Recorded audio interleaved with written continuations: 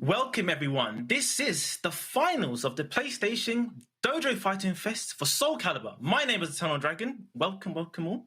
And I'm joined here with the lovely Jobin. How are you doing today, bro? How is it going? It's a great day for some Soulcalibur. I'm super excited. We've had a lot of players work incredibly hard over the course of the Fan Fest to be here. They've played so well. They've clawed their way to the top, and we have some wonderful matches put together for you guys today. So I hope you're ready for a ton of fun and some wonderful games.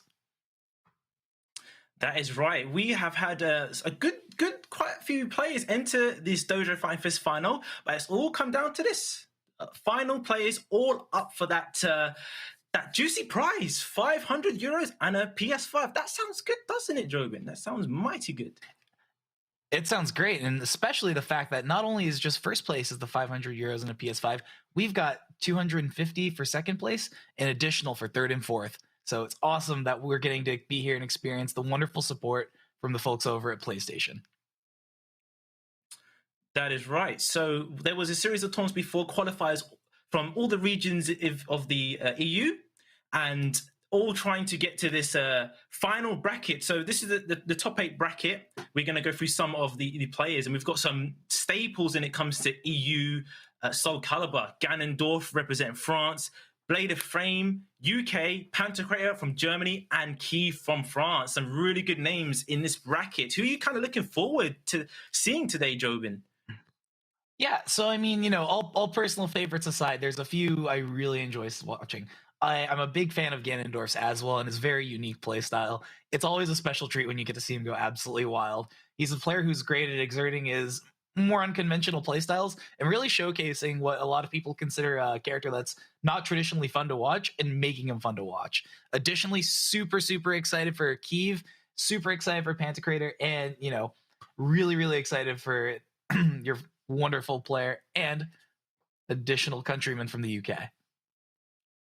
Yes, I have to say, Blade of Flame, a player that people may not too familiar with, but player from the London scene that has done really well since before lockdown and offline, and getting better even throughout this lock time. You can see him having great results, a really solid, strong player. So eager to see how well he does in this. He's in winner's side, and he's going to be playing against Ganondorf. That's the match that's going to be coming up next.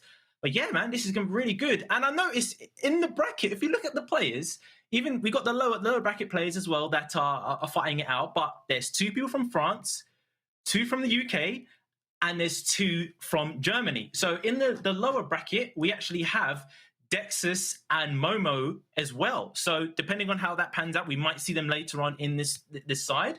But yeah, it's kind of it's a bit like a mini team tournament. 2 players from each country representing who's going to take it. I can't wait to see how this unfolds. Absolutely.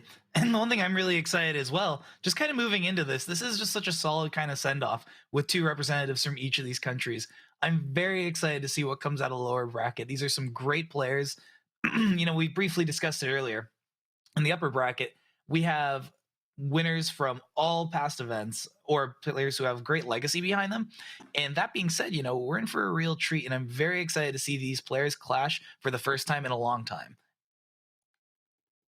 Yes, that's right. Some matchups that we haven't seen before, like it's looking at someone that played Pantocrator and Momo, players that, again, strong Pantocrator, a really strong player with offline experience as well. Haven't seen too much online, but it's good to see doing well in this tournament.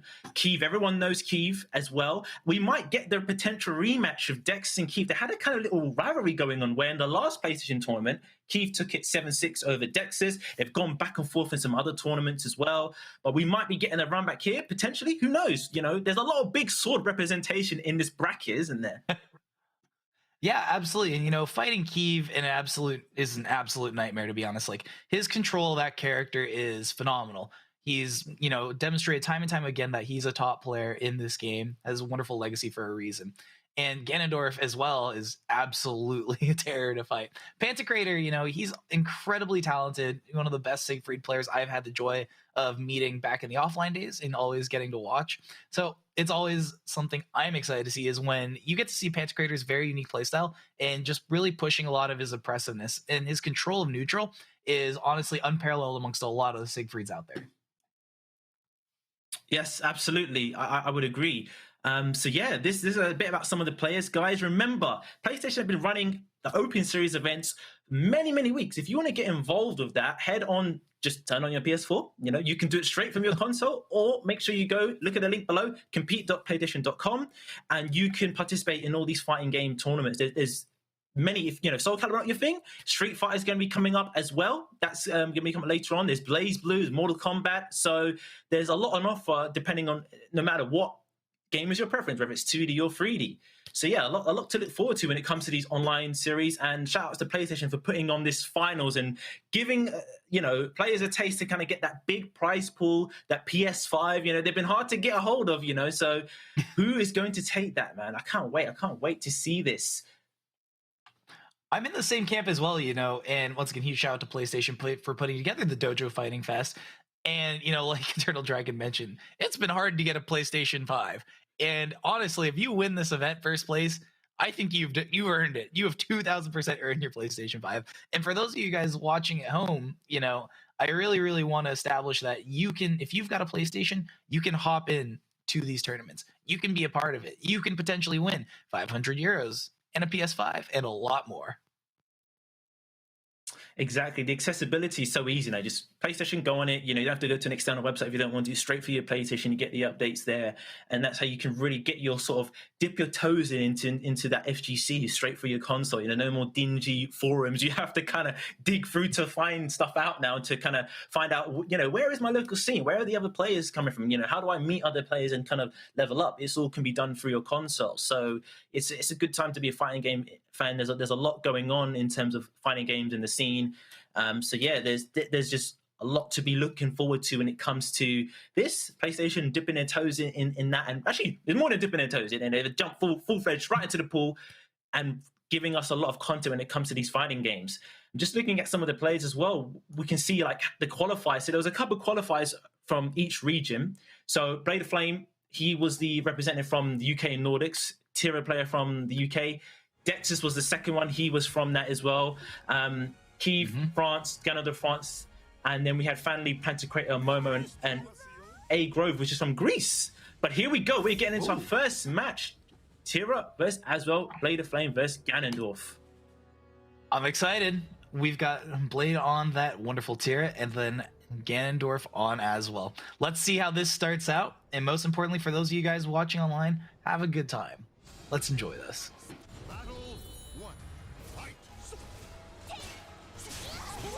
All right, here we go. Great First start game. out by Ganondorf. Already he landed the lethal hit. hit. A great start. Very true. Oh, gets hit with a back turn. Looks like this is exactly what you were speaking about earlier, Dragon. We're going to see a lot of back and forth between these two players. All right. We go reversal edge. God. Nice pressure there overall. Takes the throw. Ganondorf's one hit away here.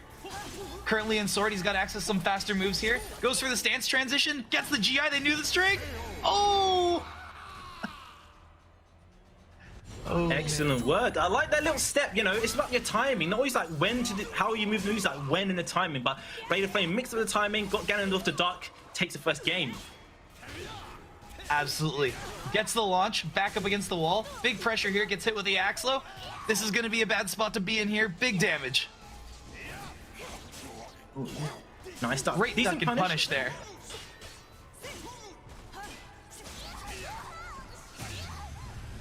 Oh, the third lethal hit for Ganon. That jump back low, dirty. Oh my god, talking about hopping to it, I'm really impressed by Ganondorf's use of that. That's a move you don't see pulled out as often. Leaving him in Sphere, should that have been blocked, he'd have some solid defensive options. Oh, a bit slow on the whiff punish there from Blade. You can see he was scouting it. Big true. They've got 4 mood transitions as well. We're getting up there. Both sitting on 2 full bars of meter here. I take it back. Looks like Blade of Flame just burnt that. He wants the damage. Ooh. Another mood transition. For those of you at home, basically Tira has 2 different states that they can play in. Once they've hit an X number of changes, they're going to be rewarded with some special properties on their moves.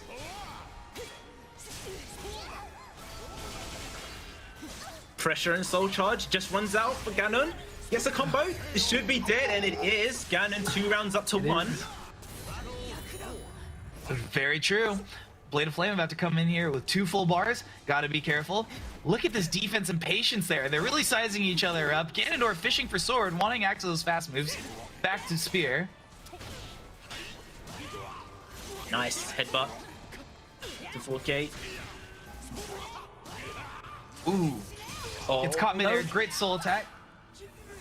They're charged. Yeah, he had to do it. Taking a quick second. Very true. Oh no, it goes for the axe low. Here we go. They've still both got a little bit of meter there left on soul charge.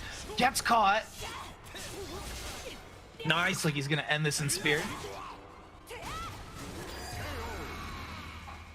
Excellent work. Gets the sidestep freebie launch, and Tira, like you mentioned about being in that powered up state, he's in Gloomy Coda. Such a dangerous stance, and he's also got meter. Absolutely. Pressure. Nice. Scanning with the AGI. Great AGI. Great GI in response. This Coda is gonna hurt. This is a lot of damage. Mood swap. Doesn't catch. Great soul charge. Solid response nice to with the Ganondorf and gets the resistance. re-GI. Oh, this is gonna hit the wall. Great resistance. Oh no, it doesn't. Oh. Great step by Blades. Gets hit with the lethal. Nice dog, but no punish, and he just Blade of Flame, just not committing, sidestepping. Soul charge here. Gets hit with a command throw. Is this gonna kill? Almost. Oh, nice. And Blade of Flame taking that first round. So what did you really feel after watching that? For me personally, it was very impressive that Blade of Flame was able to control Ganondorf's more lucrative playstyle.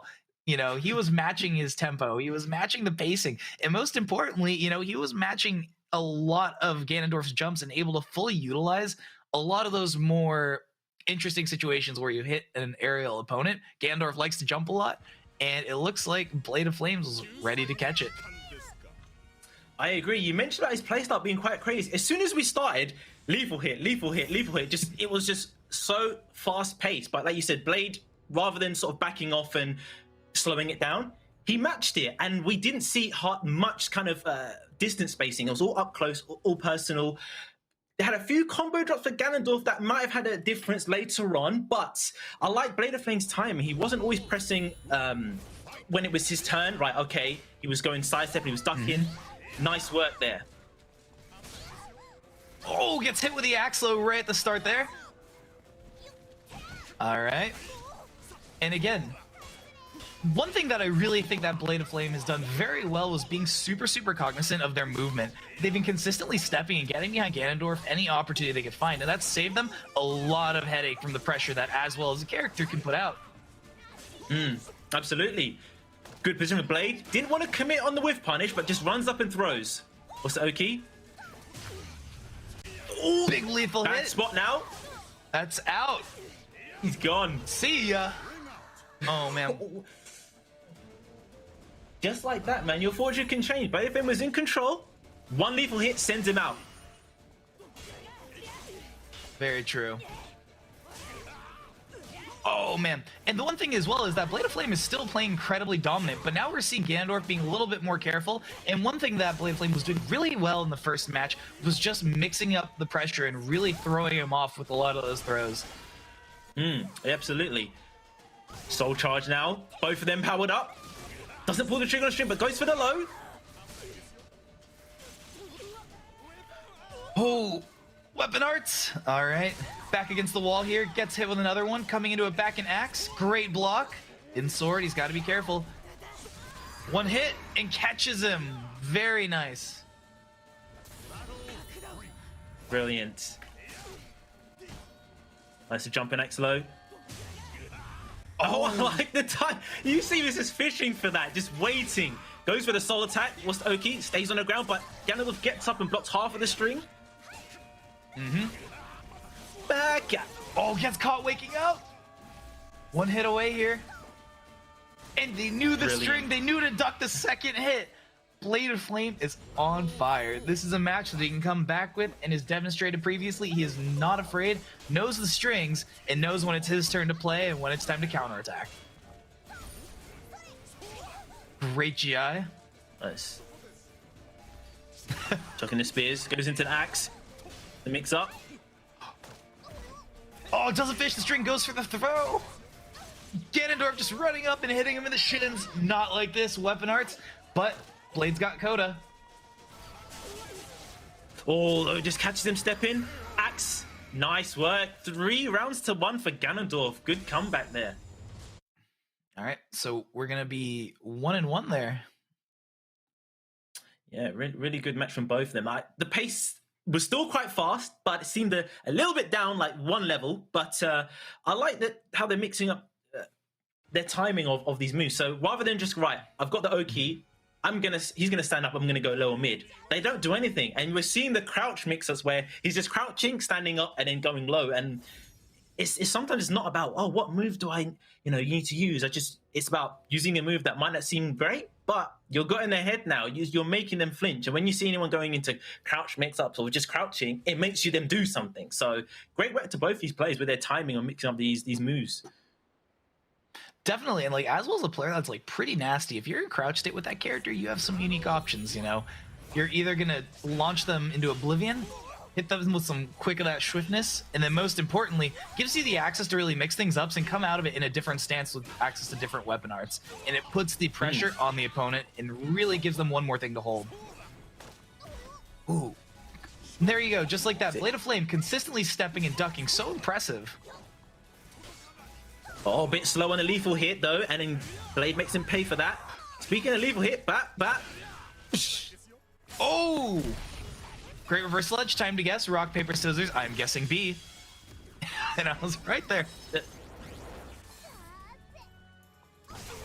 All right. Reset the neutral. No one got anything off that. Oh, why are you stepping? Oh, pressure still on. He's got Spear. Great option to soul charge there and allow him to recontrol things. Oh my god! Oh. He did the Beyblade. He let it rip. He let it rip. Credit where credit's due. Blade of Flame read the break attack coming. The RI was solid. Unfortunately, Ganondorf was just one step ahead, saw it coming, and just unleashed it. He let it rip. Very good play. That was beautiful. He's got to be feeling himself after that. Oh, absolutely. Doesn't duck. Yep. 6B8. And great throw to end the match. Yeah, absolutely. He's feeling himself. Let's see how this match ends here. Starts off going into Spear. Back to Sword. Oh. Wow. All the way in the back. Super defensively. Indeed. Nice. Fuzzy duck. Yeah. Great block. Good punish. Back to Axe. Oh, he needed it. Was about to get his head taken clean off. 6B8. Absolutely. Oh, one hit away. Yep. Endorf looking to clench it out here. Oh!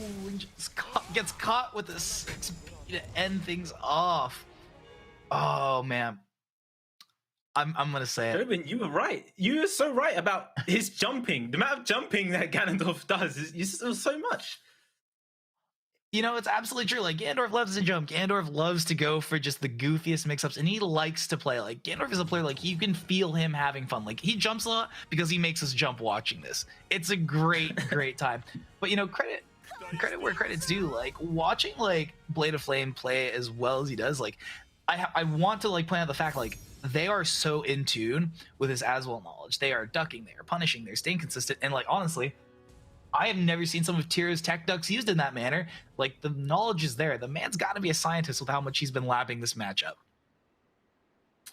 That's true. Say Blade of Flame, he knows a lot about Tira. He knows a lot about the character, and just you can see the knowledge when it comes to playing any matchup. He does his research, he does his homework. Remember, guys, this is first to 3, so one more chance for Blade. Big true. I believe both these players have the capacity to take it to the limit. Looks like we're seeing a lot more aggression coming from Blade of Flame and really upping up that tempo here. Oh, gets into dodge. Tried it again, but this Ganondorf. You see how he's dirty? He done that move. Yeah, and then does it again, knowing Blade's gonna react, and then finishes the string. Very smart. Great punish by Ganondorf there. Nice spacing. Ganondorf is really just putting Blade in a spot that he doesn't want to be in. He's forcing him to commit heavily and was really playing on the fact that they were still in Gloomy and didn't quite have access to some moves that were as solid as neutral in that state. Nice work. Tried to backstep after the throw break, just catches him with the axe. Ducks the high. No headbutt there. Blade of Flame sitting on 2 bars still. How's he gonna use it? Nice. Great position for Blade, but yes, Ganondorf spends the meter, creates some distance. The ring out potential's right behind him. Big damage here. Oh my goodness, doesn't finish the string. Not a good spot to be in for Ganondorf. Blocks the break attack. Blocks the spear. Nice step, goes low. Great step. Oh my god, how is he still not dead? Wow, this might be. Is this gonna be out? No. Oh! Ganondorf from the clutches of defeat. From the. Oh my god, he was this close. He saw the chance and he threaded the needle. Blade of Flame was playing such solid defense there. And Ganondorf just unleashed. He put that pressure on. I saw that guard gauge go from that blinking yellow to bright red, and I started seeing my life flash before my eyes. Like, I experienced the true terror that was Ganondorf feeling himself. How do you feel? Whew. I felt the same, where I thought, right, he's got a pixel left, but you know, all he has to do is back away. But he was a bit close to the edge more than my liking, and a few interactions, few scenarios. Now you're in the worst position of your life. So I feel for Blade because he's a very solid player when it comes to fundamentals. I feel if he just took a little extra thing, you know, I'd rather just walk all the way back into the center of the ring. He didn't. He wasn't that far right at the edge, so I can understand the thought process. But you know, with these lethal hits, man, you just think, do you know what? I can take this, and then you see each hit. Actually, I'm getting pretty close to the ring edge, and we saw that happen in the previous match between those two. So, man, unfortunate, but Ganondorf played super, super solid in that match, you know, really good. He's going to progress in winner's side. Blade dropping down into losers, but well, let's see how the bracket is now. So we see Ganondorf progressing. Blade goes down into losers bracket, so he shall be playing off screen. I think he should be taking on, it's either going to be Dexus or Momo. Let's see here. Let's go ahead and take a peek.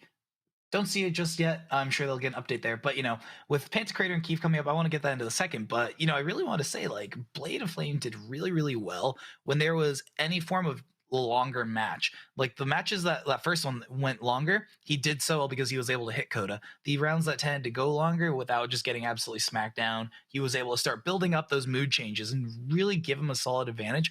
Ganondorf recognized that, and I think that was the reason he pushed a lot of the aggression so heavily, especially in that last round. He was noticing a lot of patterns where, from my perspective, it felt like Blade of Flames was willing to really commit to the defense, and as was a character, man, if you stand there long enough, you're going to take that guard gauge damage. Yeah, absolutely. And you saw that started to kind of come a factor in there, but he didn't need it in the end, gets the ring out, and Ganondorf is progressing. Definitely. And next up, we've got Pantocrator and Keeve. So I'm really excited for this one. What are your predictions here? You know, just let's, I'm not going to call the round, but how you feeling? Well, do you know what? Big sword boys. Keeve. We don't need to say much about Keeve. He is a living legend. Pantocrator, some people aren't going to be familiar with him. You know, look at him. He's a seedling. He's a sapling online. He has got no rank. Who is he? But he's a really solid player. Took out Dexus, who's gone back and forth with Keith. So, do you know what? I feel there's no pressure on him.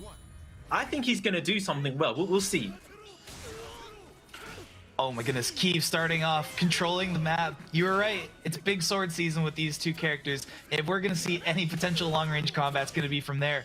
Keeve is just a absolute nightmare with that AGA, that horizontal catch. Already empowered. He's not even getting the man play. Goodness. Stuffs the dank legacy. Oh, actually, I lied. He didn't.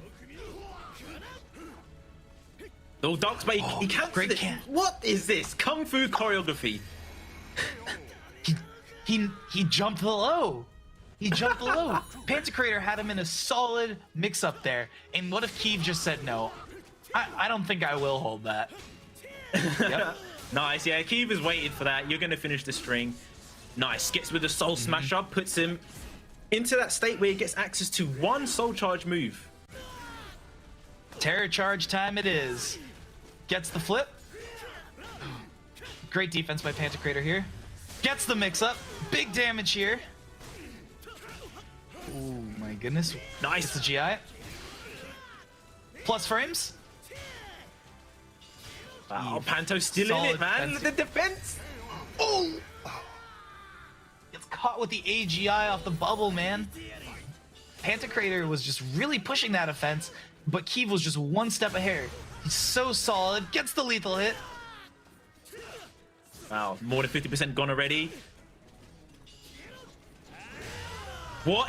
Oh my god, the hype drop. He landed drop kick. What if you went for a low, but Nightmare just said no? I have never seen somebody land a drop kick, which for those of you guys who don't know, I mean, he's going to go in the air. It's going to jump the lows. I've never seen someone respond to a potential mix-up situation by just ignoring it altogether with the hardest of read leg. That was... Woo! Look how quick Only that match was, and fitting that it was Keeve. Wow.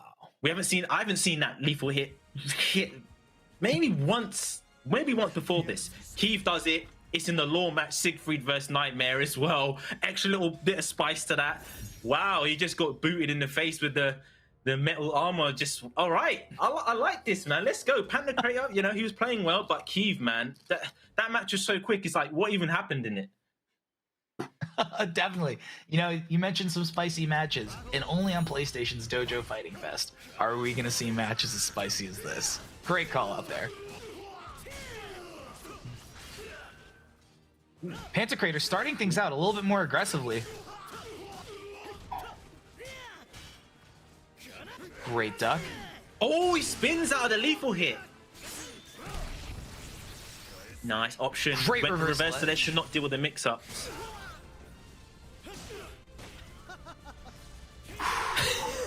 Gets the throwing, gets the round. I love that. Oh no, that's such a cool funny one on Siegfried. Honestly, and he's doing it to Nightmare, which just makes it even more like this is a true lore battle. Give me your soul. Faded lore battle. You took everything from me. Now I'm just gonna take this round back in response. Nice, Oh, man. in stride. Interrupting there, calling out the mix-up. Great spacing here again. Goes for the throw. Good soul charge. Keeve not wanting to let him get too far ahead there. He's got to be careful. Big damage. Ducks the high. Oh, man, not a good spot to be in. Keeve still got a bit more meter. Oh! An even better step in lethal by Pantocrator. Looking out for that one initial follow-up. Really called out Keeve's greediness there. Definitely, he's up 2 rounds. Nice. Push him to the wall edge. Oh, no wall hit. But now is a good situation for Keeve. Great block or great throw by Pantocrator. These guys are just going for each other's toes for these flips, and it's not quite working out as intended. Oh, my Single goodness. B. Terra charges up. Gotta be careful. What? Oh, He my god! responds the favor. He returns the favor with his own drop kick. These guys are nutty. This is such a personal touch. You know, Keeve said 2 feet to the face, and Pantocrator made it 4 to the face for both of them. Goodness gracious, man. Wow, how he finished it with a drop kick, and he's like, right, I'm gonna finish it with a drop. That is amazing. I don't think I've ever seen that. Such a specific move. You don't see that often. Was the round ender, and Pantocrator, I believe, was that 3 rounds to none? Was that a no round round? Was that? I believe so. Wow. And That's really impressive as well because, you know, I feel like personally, like, I personally haven't seen Pantocrator land that in an online tournament. And, you know, you have to think, right? After getting hit by that with Kiev, there's no reason for Pantocrator to not just say, you know what, I guess I'll do it too. That, I mean, they've got the same style of move. It's both airborne. One doesn't guard break, but why not? You know, if they're both consistently fishing for the lows in the same situation, I would, you know, I'd end it for the highlight reel as well. They do it for kicks. What can I say? Yo, that was sick, man. For kicks indeed. All right, guys, remember, this is first to three. We still got a few more games. Pantocrator representing Germany, Kiev, France. Let's go. Oh, my goodness. Pantocrator putting him in the mix, catching his step. Wow. Really controlling the space of that 3A zone, not let him step. Lethal. Oh, big lethal. Goes for the throw, gets punished for it, just out of range, and he flips him in response. Oh my goodness. And he's just showing off his incredible backstepping there. Pantocrator really bringing this back. Really showing off what he can do. Nice this step. is a battle between two veterans. Honestly, man. It's the bubble GI. Drill. Yep. Black and Decker. You gotta love that drill, man. It's so solid right now, especially in that soul charge state. He's gonna go back into terror charge here. He's juiced. Oh, good soul attack. Soul attack. All right, man. Bare glowing stuff on the screen. Blue, red colors. Nice step. Brilliant work from Kiev. Just hits him with a big demon right hook. He knew what he was looking for and was able to optimally step that. Good break there as well. Gets caught with a kick. He gets hit with a mid. Oh, this stance canceling. Right. No. Oh, and he gets the ring out. These matches are going so quick, so I just want to take a broader look at this. One thing that Kiev is doing so well is just being mindful, obviously, of the Siegfried strings, general character knowledge, but the points when he chooses to fish for a more aggressive attack, like his use of Nightmare's AGI properties is absolutely unmatched. Man, great. Yeah, he needed to spend it. He's down and out. He's got one more chance, but no. Kiev says, "Hold this kick to the legs." Absolutely. You know, I mean, stubbing his toe to end the round aside, like Pantocrator started out really strong in that round. And that's something we're seeing is like the adaptation between these rounds. We've seen him try different approaches. Like his aggression was able to catch Kiev off in that second game, really allowing him to sweep that. And then even at the start of the first round, you know, we saw him come out swinging.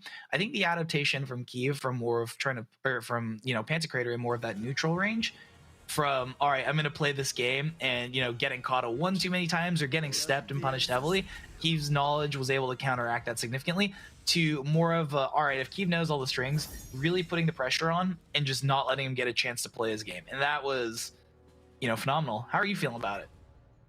That's true. Like you said, putting the pressure. That first round he came off the bat, it was all Pantocrator. Push him to the ring edge, use the break attack to keep him in place. It was really just, I'm not letting you do anything. They're getting into a dance of the rhythm now. They're running up to each other and they're blocking, and it's kind of who presses first to get a counter hit. So someone needs to start disrupting that timing between them. We'll see how this match goes. See, like that scenario is what I'm talking about. So, you know, Kiev has usually been the one off the mat to get the hit in and get the counter hit. Absolutely. And now we're seeing Pantocrator really starting to slow things down a bit and be more conscious of a lot of what Kiev is throwing out, especially once we saw the transition from Pantocrator getting hit with some of those throws, then really breaking in the second game, to now, you know, continuing that trend and actually fishing for, you know, taking a step back and catching with those wall rising bees and absolute nastiness in response. Oh! Tried to get a little fancy there with the unblockable cancel. I'd do it too. Nice. Gets him rolling, picks him back up. All pressure for Kiev now, working on a perfect. Nice step. Oh. Is this going to be a perfect? Dark Legacy. Pantocrator's got Dark Legacy, but it's a tall order. Oh. No, perfect. Oh my goodness. And Kiev being so careful, stepping and fishing for those lows. Pantocrator going for GI, unfortunately just barely misses it and stuffs Kiev to start out the round. Nice. Turn into a kicking match now. Spends the meter, gets the soul charge activated early. Oh my goodness, that was an interesting exchange.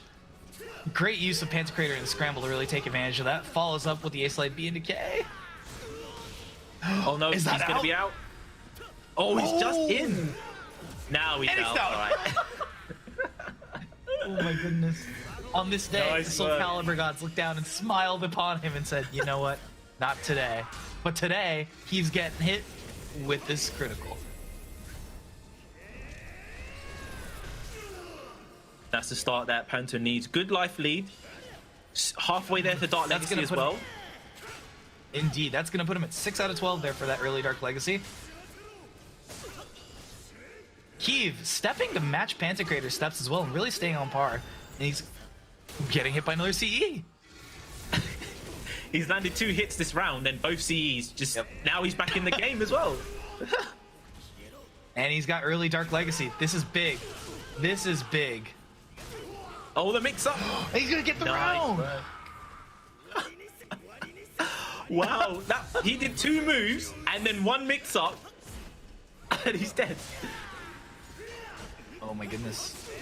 Great, great stuff there, catching him with that soul attack. He's gonna go ahead and burn it. He's juiced. He's in. He's got it early. He's gotta be careful. Gets the mix up. Gets the launch. Big combo. Doesn't quite get the mix there. Nice. Oh, B4. good soul charge by Keeve.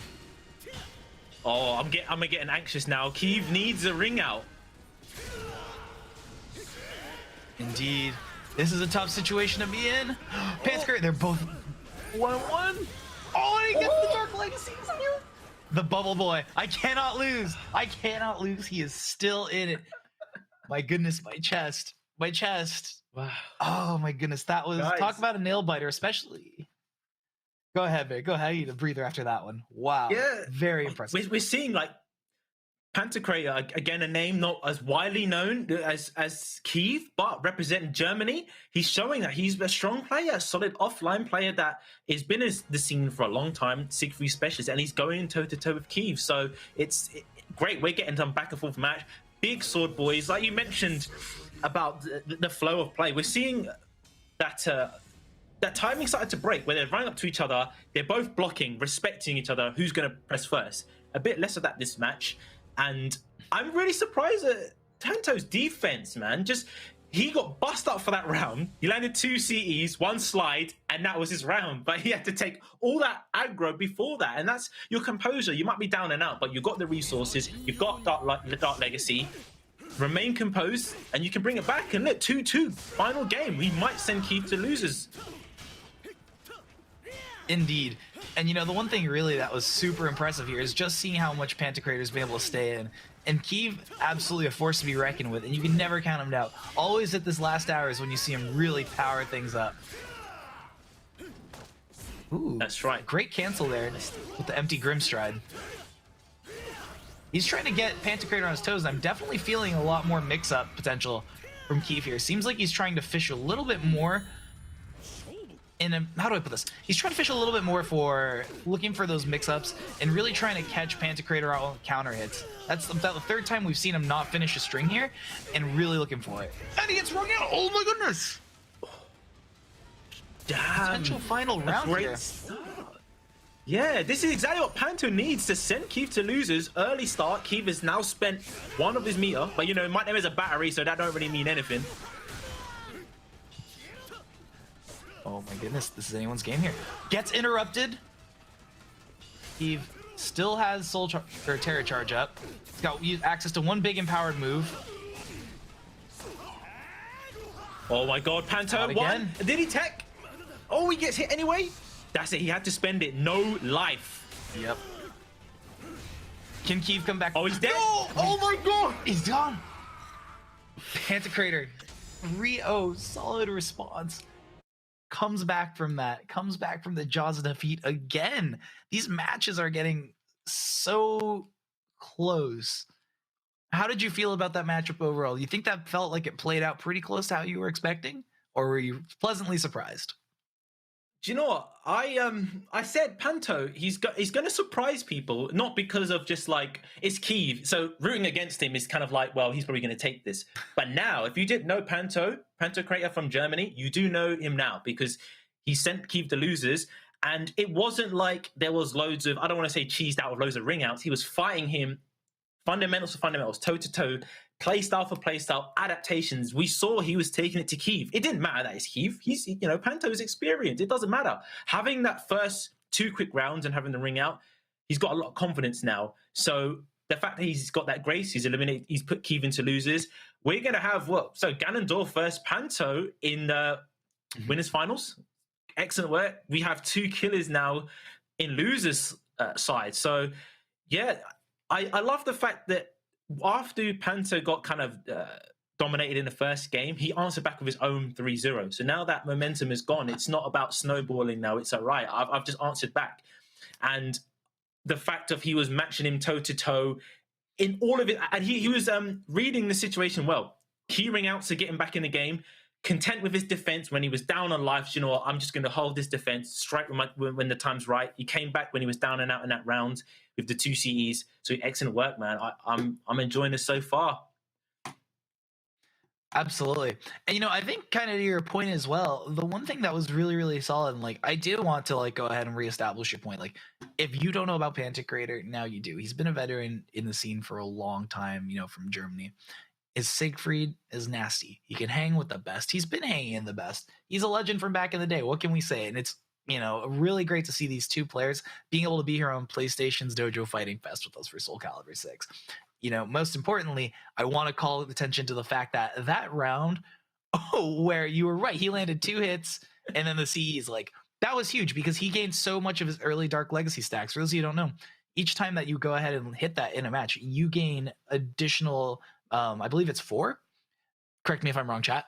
Towards the next state for Dark Legacy, you collect 12, and you've got it early. And that bubble he popped was, that damage and extending the combo is what really allowed him to bring that back. So from the drop kicks all the way into that very decisive round from Pantocrator was just start to finish an absolute treat.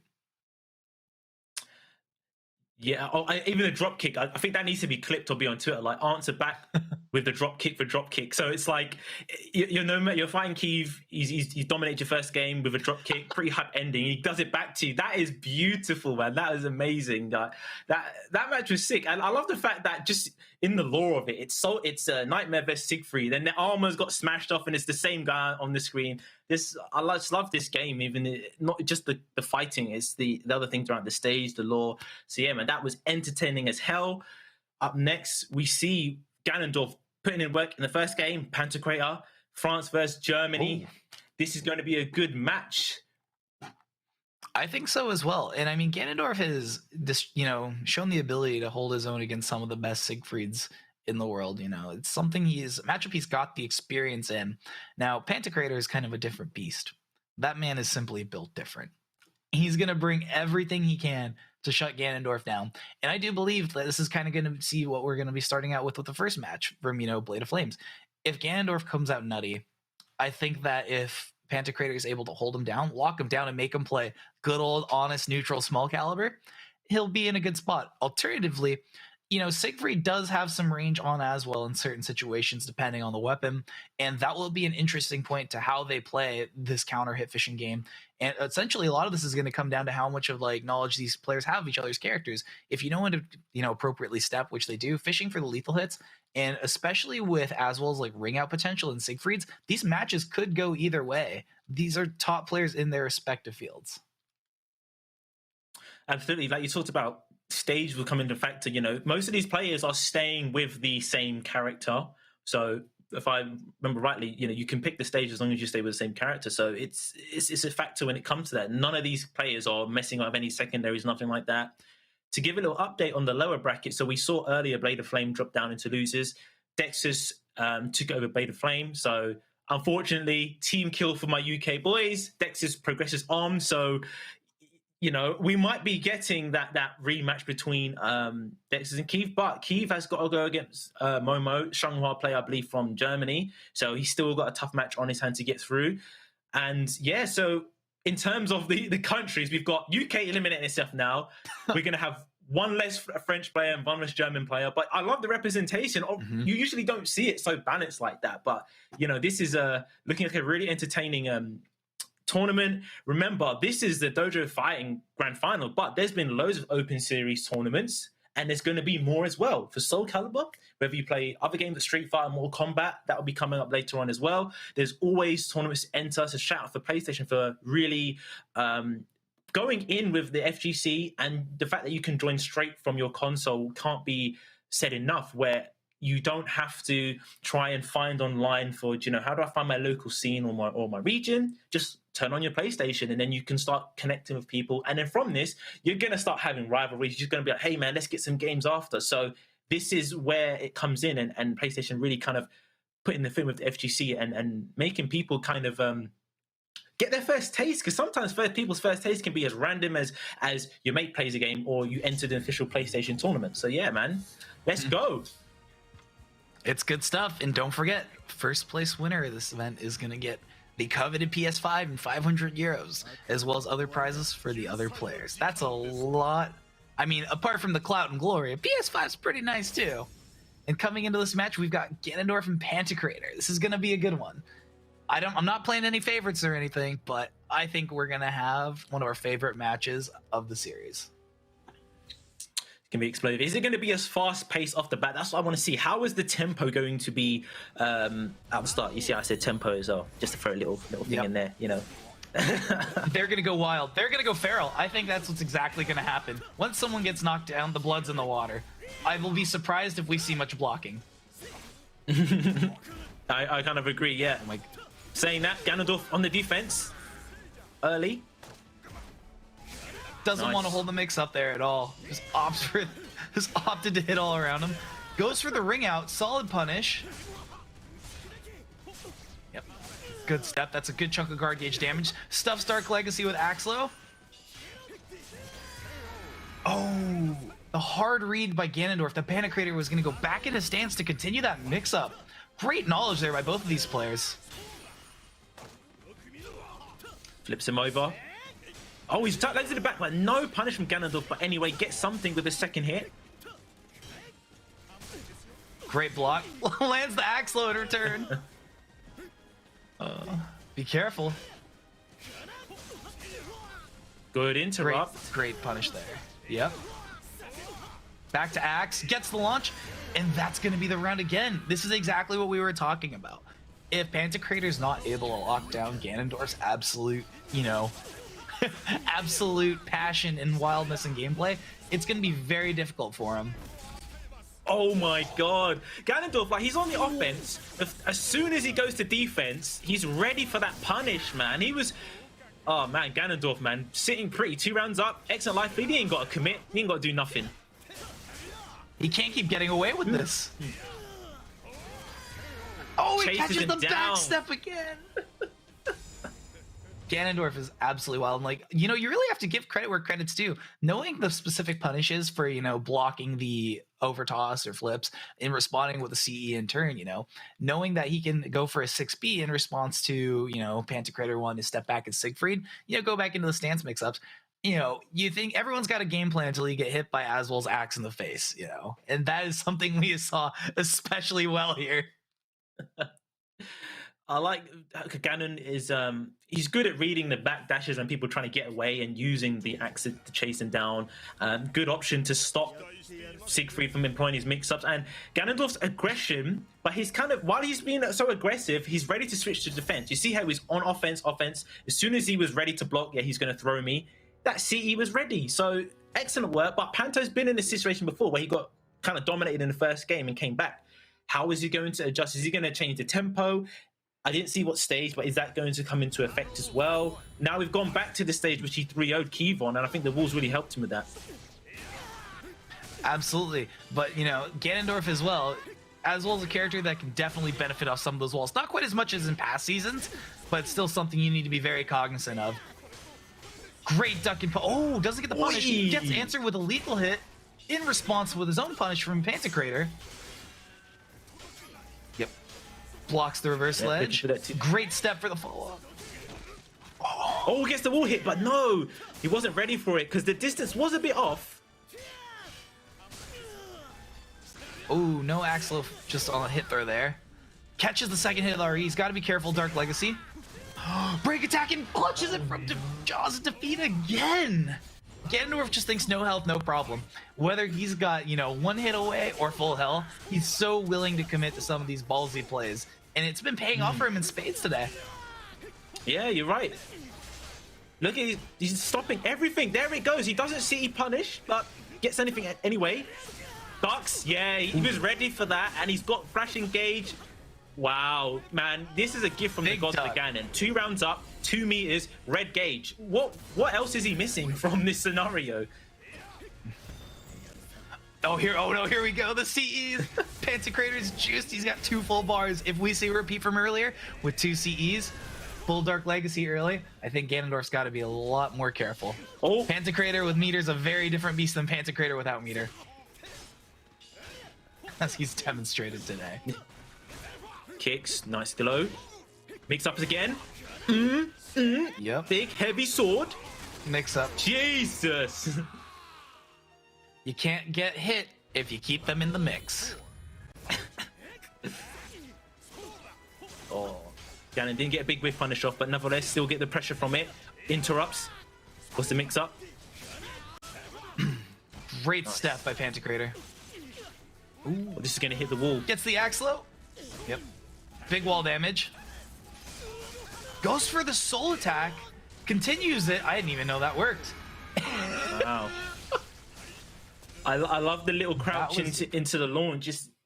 It's you know that the Oki's coming. That little crouch for no reason just mess up the timing. I love that. And yeah, I knew he was going for the axe. So rather than punish the move, just block punishment, is I'm just going to go for the low because I'm going to get the wall hit. Wow. A little bit better, but Ganondorf's still very much in control. Pantocrator has to do something to kind of, you know, stop the bleeding. The bleeding's happening now. He's bleeding out. He's going to have something to just hold on to the wound because Ganondorf is kind of running a bit wild now. Absolutely. And I think the other thing that was absolutely wild is I haven't seen that soul attack personally used in such an effective way. Not only are you incorporating to the combo, but you're coming out on the other end juiced, like you're powered up. And especially in a situation where against Aswell with that low health, where just one hit can kill you and he gets access to so many more unique options. Your guard gauge was red. He gets more break attacks. That was not a good spot, but Pantocrator played it very well, all things considered. And we've seen him come back from worse situations than this earlier in the day. So let's see if he can bring it back. But let's see what he can do. Ganondorf, usually the one that's getting the first hits and the first kind of big damage scenario. Now he's got the wall position. He's got the life lead. Nice duck. Oh, okay. Early ring out. Is this what he needs, Joe? Because usually when Pantos... Is this what he needs? This is when he kind of gets his ring outs. He's able to come back from it. Do you think this is the turn? Are we seeing the change? I think so. And I mean, we especially saw that because they were both jockeying for position there towards bring the other out. We saw Ganondorf really fishing for that low spear hit that had the potential to ring out. We saw them really moving around, playing tango to see who would knock who out. And I think I agree with your assessment. If Pantocrator has the ability to put someone in a hard spot with those ring outs, he's going to push for it. Ganondorf isn't a slouch either in the situation as well, though.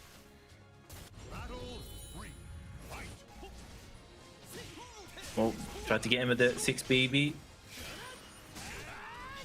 Nice. Oh, man. Cancels it, stays on the ground, doesn't get hit by the mix-up. Unfortunately, Pantocrator is still following up and catches him there. Ganondorf's in sword, goes for the breakdance, gets interrupted, and this is what I mean what I said earlier. If Pantocrator is really able to play at that mid to long range and stop Ganondorf from playing his game, especially with the mix-ups and with a lot of catches like that RE there, it's going to be a really unique spot. If Ganondorf can't get it started, you know, that's going to be Pantocrator's game to win. Nice. To answer your question, Warhorse, if you lose, you can switch character, but you have to stay if you win. Here we go. Nice. Back into sword. Nice little combo there. Ganondorf still sitting on 2 bars of meter here. Yeah. Oh no. Pantocrator's got access to Dark Legacy. One hit away. No, he stays on the ground and the Dark Axe again. Yep, that's a low blow, man, but that's one way to take the round. Pantocrator coming into this 1 bar final round for these players and potentially match point for Ganondorf here. Set point. Nice punish on that. Oh, no, it's not. It wasn't real. Yo! Drop kick. So good. Clip that. You better clip that now. Oh my God. Man just got sent out. Man just scored. That was the World Cup final. We're just like, yeah, get out. Get out my ring. Yeah. You know, I'm back against the wall. You know, I might lose here, but what if I don't wanna? He just sent him flying. And that was exactly what we're talking about. You know, absolutely to your point of like, what does the ring out potential mean? And it means, you know, he inherited that power from Kiev and he's going to knock him out. That was such a good answer. And it's one of the goofiest looking lethal hit into ring outs that you can see out there. But oh my God, is it satisfying. I felt the visceral hit. Like in my chair, I visibly I felt that, man. Goodness gracious. Coming into this next match here, Pantocrator's got to be feeling himself, and I'm sure Ganondorf's kind of reprioritizing things a bit there. Goodness. Yeah, you're right. You feel that. Like, because it's the final hit, you know, in Soulcalibur, it sends him flying as well. So it was a big boy drop kick out the ring. Like, man, he sent him to the moon with that. Very big boy drop kick as well to the moon. Oh my God. Goodness. It's been 8 seconds and he's already at quarter health. Oh man. Wall combo here in response. Here we go. Yo. Let's see if Ganondorf can return the favor. Mix City. Oh he's back into it. Here we go. This is just wall combo for wall combo. Who's got the biggest damage? Yep. Disco kicks, nice. Ooh. Doesn't get nothing off that. Oh my God, Ganon just stood there. Is this gonna splat? It's gonna kill. Goodness gracious. In 8 seconds, Pantocrator had him down to a quarter health. Oh my God. And within the rest of the round, Ganondorf caught it up and was able to secure it. Right, Pando's getting a bit wall happy now. He's looking for that wall hit, and Ganon knows. Absolutely. I mean, after that last round with the amount of wall hits, they were absolutely floored. Oh my goodness. One hit away will do it. Right, he's ending a lot of rounds with that jumping low. That. Yeah. That jumping low is nasty, and it leaves him in axe stand, so it puts you in a really bad spot, because it's going to leave him crouching, if I remember correctly. Nice rook splitter. Soul charge, nice kick. Good step, but he doesn't get the leap hit 2-2-B.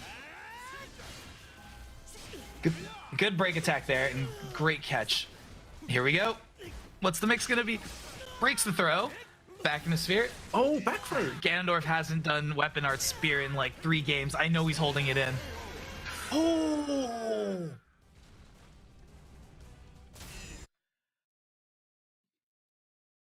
He just teleported in and took the round. Great solid play by Ganondorf there.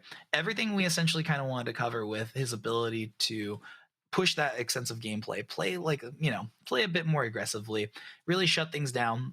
And the one thing I was really expecting from Pantocrator, which we did see a bit of, and keep in mind, Pantocrator played incredibly well. He had all of his character-specific catches. He was playing so solid. But unfortunately, Ganondorf was able to overwhelm him with a lot of that aggression. And we saw that aggression from Ganondorf really shut things down. I can't count how many times we saw the axe low. But at the same time, after that initial game, we saw him take a step back, take an extra second, guard, bait out the reversal edges, and really fish for more of those axe lows and, you know, getting tons of damage following up off the wall combos. So great stage control, great control in neutral, and overall really controlled the pace of the match by forcing Pantocrator's guard gauge into the red a few times there. I agree with that, Joe. But you see that round where it's basically wall combo for wall combo. Panto, like, basically just melted his life, and then Ganon was like, well, I'm bleeding, but he just did it back to him, and he ended up winning that round. So Ganondorf sitting pretty in grand finals. But we are going to have Siegfried versus Siegfried, Pantocrator versus Dexys. This is going to be sick. So big sword boys, but we have in the mirror. So it's Germany versus UK. Dexys has been an online terror since before lockdown. I think he's come to a few offlines, but he was known as online. And for a while, people were like, oh, how good is he? He's proven it time and time again of how sick he is, and he's good online or offline. It doesn't matter. Pantocrator was probably the name recently. Online sphere hasn't heard of him, but now you've seen how explosive this guy is. I can't wait. This is going to be a Siegfried mirror. and I can't wait, man. Dexys is known as the reversal edge king, so you will see reversal edge. It will happen a lot. Panto didn't use it so often, so I can't wait to see this clash of styles. I like seeing mirror matches to see how both players play. And so we're not getting it yet, actually. Sorry. Okay, right, guys. I need to temper my excitement. Not yet. Pantocrator, he was in winners finals, so he is a step ahead. But Dexys has one more game to play. Before we get that, I hope I haven't jinxed it, but yes, that is a match I eagerly want to see. Man, that was some good stuff, Jobin, man. How you been feeling so far in these matches so far? I'm feeling good. Overall, this is exactly what we expected from high-level Soulcalibur amongst the players like that. And, from my perspective, is something really unique. I really enjoy watching EU Soulcalibur. Each region has its, distinct flavors, right? In Asia, you've got a lot of aggression, not as much meter use as the other regions. Oftentimes we'll see a lot of those games go to the end, no meter usage, but a lot of very solid technical play. Here in the States, we've got a lot of very solid neutral players. We've got players who will take every opportunity they can to tech duck, tech step, and really capitalize on a lot of the aggression and counter mechanic, or counter hitting mechanics in the game. And we have some awesome character specialists here that you don't see quite as much in other regions. That being said, my favorite thing about watching EU Caliber is you could take away all of the names in all the regions, and I could tell what region is playing, because when EU plays, you can absolutely tell that they are solid on their knowledge. They're on top of everything. And most importantly, they're where you choose to push, and the little blank moments in between matches, for me personally, is something I've really come to enjoy. And we wouldn't be able to enjoy that without, PlayStation putting together this Dojo Fighting Fest and offering some awesome prizes like a PlayStation 5 and 500 euros for the top spot. Absolutely. It's good watching other regions, because as well as the play style, just the general play style, are you seeing, Jobin, between the characters, like an American as well, like with Blue God and Ganondorf, are you seeing those differences within the characters as well when you're seeing these matches? Yeah, absolutely. And I have a few things that come to mind immediately, right? We can get to the Siegfrieds, we can get to the Aswolds in a bit. But one very solid thing that I always love is, I'm not sure how familiar everyone here is with the American scene, but there is an American player who plays Nightmare by the name of Dratheon. And he is absolutely crazy. Playing against him is playing against the freight train, He's constantly in a terror charge. He's going for very elaborate setups, whereas Keeve you would see going for more counter hits, a little bit more traditional caliber. The American side of things for Nightmare players here is, especially in Dratheon's case, is you're going to get hit. You're going to have to be put into a force block setup. It's going to be a lot more technical, and you have to be constantly thinking, is this a real setup? Is this going to be real? And next thing you know, you're in a force block situation where if you don't play ball with him, you're going to get hit, or you're going to get your stuff AGI'd. And as opposed to with Keeve, that drop kick is something I never would have seen Dratheon do, right? He simply would have held it down. And Keeve's, big advantage is the fact that EU players really, really get to experience that true neutral game and really put and that's not in any way a bad thing, due to how they play, their neutral's so good, and each region has its own, specialties and things they exceed at. And Keeve exceeds at just dominating neutral with Nightmare, who's a character who traditionally in the past of Soulcalibur hasn't had the best frames, hasn't had the best tools. And even now that Nightmare's in such a strong place amongst the community, you really see that in that particular playstyle come to fruition, if that makes sense. Each region's really great, and I want that to be known. Yeah, I would agree with everything you said there. EU playstyle, even across games, it's seen as they're aggressive, a bit more sort of button heavy at times as well. Some people might say mash, but I'm gonna say it is more aggressive. But we need to get back to these offline settings where we can have these people play across regions. We need to get back to that. But hopefully in the future we can have these EU and North American matches, and even some of the regions that aren't widely explored. Even in this bracket, we're seeing France and UK are staples when it comes to EU. Germany being represented by Momo and Panto. Some people might be familiar with them, but they are showing that, strong EU scene across the countries. We even have a player from Greece that made it into top 8, which is a scene that know. Maybe I know one other person from Greece that has entered Soulcalibur. So shout out to A Grove. He got into the top 8, got taken up in the loser side, but nonetheless representing his region, which is something that, again, made possible for PlayStation, because you can connect through your PlayStation. You're not just going to be playing people in your own region. It's going to be people in different countries, and it's really a good chance to showcase your skills and different play styles, because, if you're playing against people in your own region all the time, it can take you a while to adjust to how do these people play. And we've seen that in across some other games where initially we can't say, oh, this person's better than that. It's like, this playstyle's a bit off. It needs a bit longer time to sort of get into it. So yeah, man, I also love watching American and NA Soulcalibur, because you're like, you have to see what's going on over there, what's been developing, what characters do they favor, what playstyles, and then you can kind of have this amalgamation of information. So that's why it's best to kind of be collecting information on a broad scale, man. So yeah, it's really good. Make sure everyone's entering these tournaments. Show PlayStation that you love the support for the FGC that they are, giving us with these tournaments, Open Series, the Dojo Fighting Fest Grand Final is here. So yeah, man, all entering on your PlayStation, all from your PlayStation. Excellent. Very true, very true. And while we've got a little bit more time here, let's take this in a more fun direction, right? Chat, you can play along with this as well. If you guys had to have any character return to the franchise, who would it be? Any character from the past, starting with you, Dragon. Who would it be? Any character from the past. So I had my answer initially with Huang. He's in the game, my day one from Soul Blade. But if I had to pick, it would have to be Rock.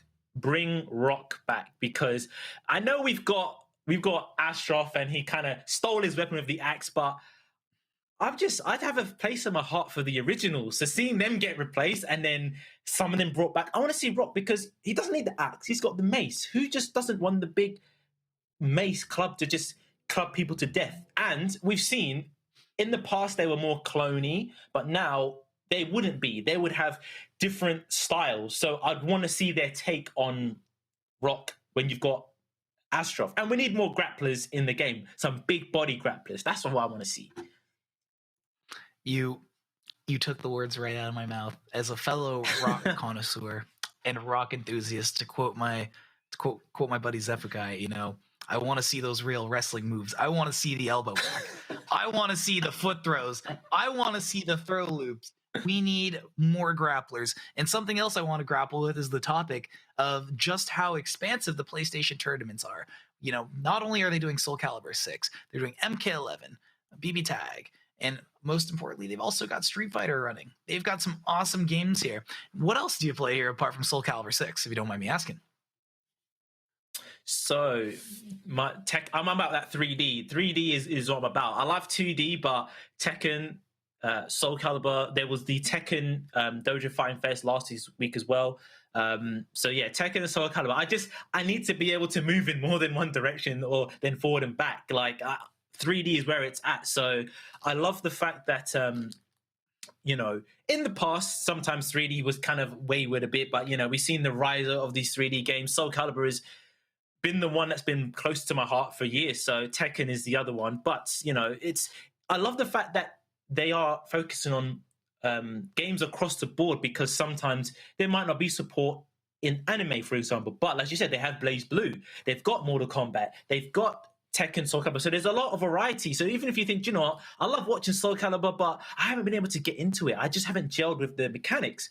There's so many other flavors for you to try. There's, it's an anime, 3D, 2D. So, take your pick, man. What's your other game, though? Are you an anime guy or are you a Street Fighter guy?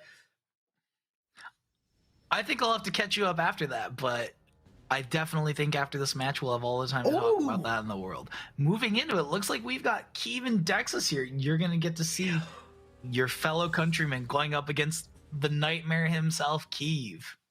Oh, man, this is a revenge match. So the last time they played in the PlayStation exhibition, it was 7-6 to Keeve.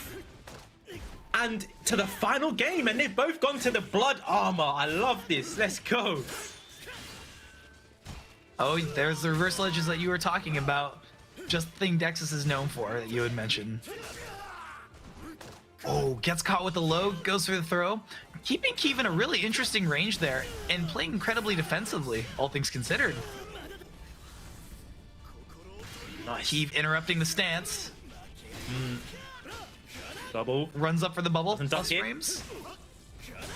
Oh, just getting a combo. Wow, it's Good even punish. now. Slide. Look at the patience. Look at the patience from Keeve. Unfortunately, Dex is just committing and sliding into his DMs and taking him out. Wow, man, that was such a crazy match. Nice patience. Oh, he jumps over with the 9K. Finishes the string, catches the reverse ledge out. Keeve, significant life lead here, gets the mix-up back against the wall, catches him with a jump, one hit away. That was a perfect game plan by Keeve to bring things back. 1-1 right now. Wow, this is an explosive first game. Just frames for days, just do it again. Look, reverse the ledge. Keeve knows that. He's played a lot of Dexes. Gets the Soul Smasher, and he's got the Terror Charge. Good interrupt there by Keeve. Interesting spot for that. Gets caught ducking. Stays on the ground. Burns the Terror Charge. Advantage here. Good option by Dexus to take his turn back. Nice, the train. He's coming back. We're back at the same scenario again. Oh my god. Keeve got caught ducking. Also coming into this with 2 full bars of butter here. Dexus reading the AGA and ducks it. Gotta duck the high. Oh, nice. Yeah, patience now. Oh, he's got a step. Great step there by spins. Keeve. Oh, he's just Looks out of those range. interesting catches the transition. Indeed, Dark Legacy's up. Keeve playing a dangerous game there. Yo, is this Tekken? That was- Man just did kicks and punches for about 10 seconds. That's really interesting because all things considered, that. So for those of you who aren't familiar with Dark Legacy, it's going to GI everything that's not a low. Keeve was just repeatedly calling out his bluff, like, you gonna Dark Legacy me? You gonna Dark Legacy me? And ultimately caught him with multiples in a row. He called his bluff to the point that he was able to secure the round. Well done, and solid display of skill and conditioning there. Nice throw. He doesn't go for the Terror tech charges trap, up. just runs up. Right, both powered up. Ring edge is right behind, but he's starting to push towards the middle. Terror charge Oh, again. soul charge again. Oh, and he catches him with the A slide P. The mid to take the first round. So you're not kidding, man. These guys went to the last round for the last event, pushing it in that exhibition. I mean, these two players seem to have immense respect for each other, even down to picking the same color cosmetic skin. Very awesome stuff. You made the read, man. I want to know if that was accidental, because these guys have got a kind of rivalry building. Every time they've been playing in brackets, in exhibitions, it's been going back and forth, and it's, you know, this is the proof that when people had this thing about how legit the Dexus is, but he's going toe-to-toe with Keeve, he's defeated him, and he's a super strong player. It's a shame that one of these is not going home, staying home. This is the loser's bracket. This is not even winner's side. Well, the good thing with PlayStation events is you can stay home and compete.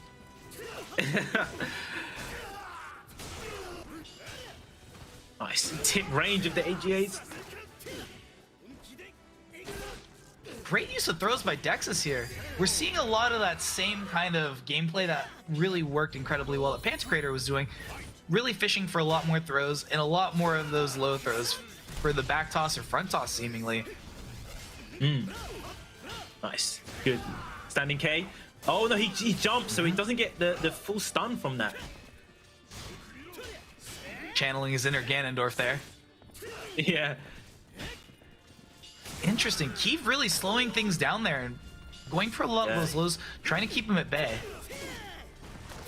Interrupts the mix-up. Just Gets picked back up. Oh, gets caught at the tail end of the bubble there. Oh, again. Doesn't I want to see hold what the he's mix-up. Yeah, Keeve is like he's jumping, so he's not getting the full stun from that. Soul attack. And interrupts. Yeah, no, that's a very interesting choice by Keeve. He just doesn't want to hold the mix-up there. So if he's either going to take the damage from the hit, either way, but at least one way he doesn't have to worry about getting hit with the rest of the follow-up combo and potentially jumps the other mix-up. Great option. Yeah. Great gameplay. Good spacing there. So right Ducks now, the hive yeah, once just again. ducks it. Dexys is absolutely living up to the hype you made for him. Great callouts. Nice. Keith, don't want to deal with it. Uppercut, drags him back up. Oh! Imagine picking someone back up only to have them kick you down. Unbelievable. Keep coming into this with 2 full stacks of butter there. 2 bars. What's he going to do with it? Carrying him back towards the wall. Good soul charge. Nice, just hits him 3H, stops that. Soul charge train. Nice. There we go. That's exactly what you were talking about. Big bubble. Good break. He's juiced. Terror charge. How you feeling about this? The games keep going to the same life leads as well. Ooh, lands the drill. That's going to be a healthy chunk of guard gauge damage. Oh my goodness.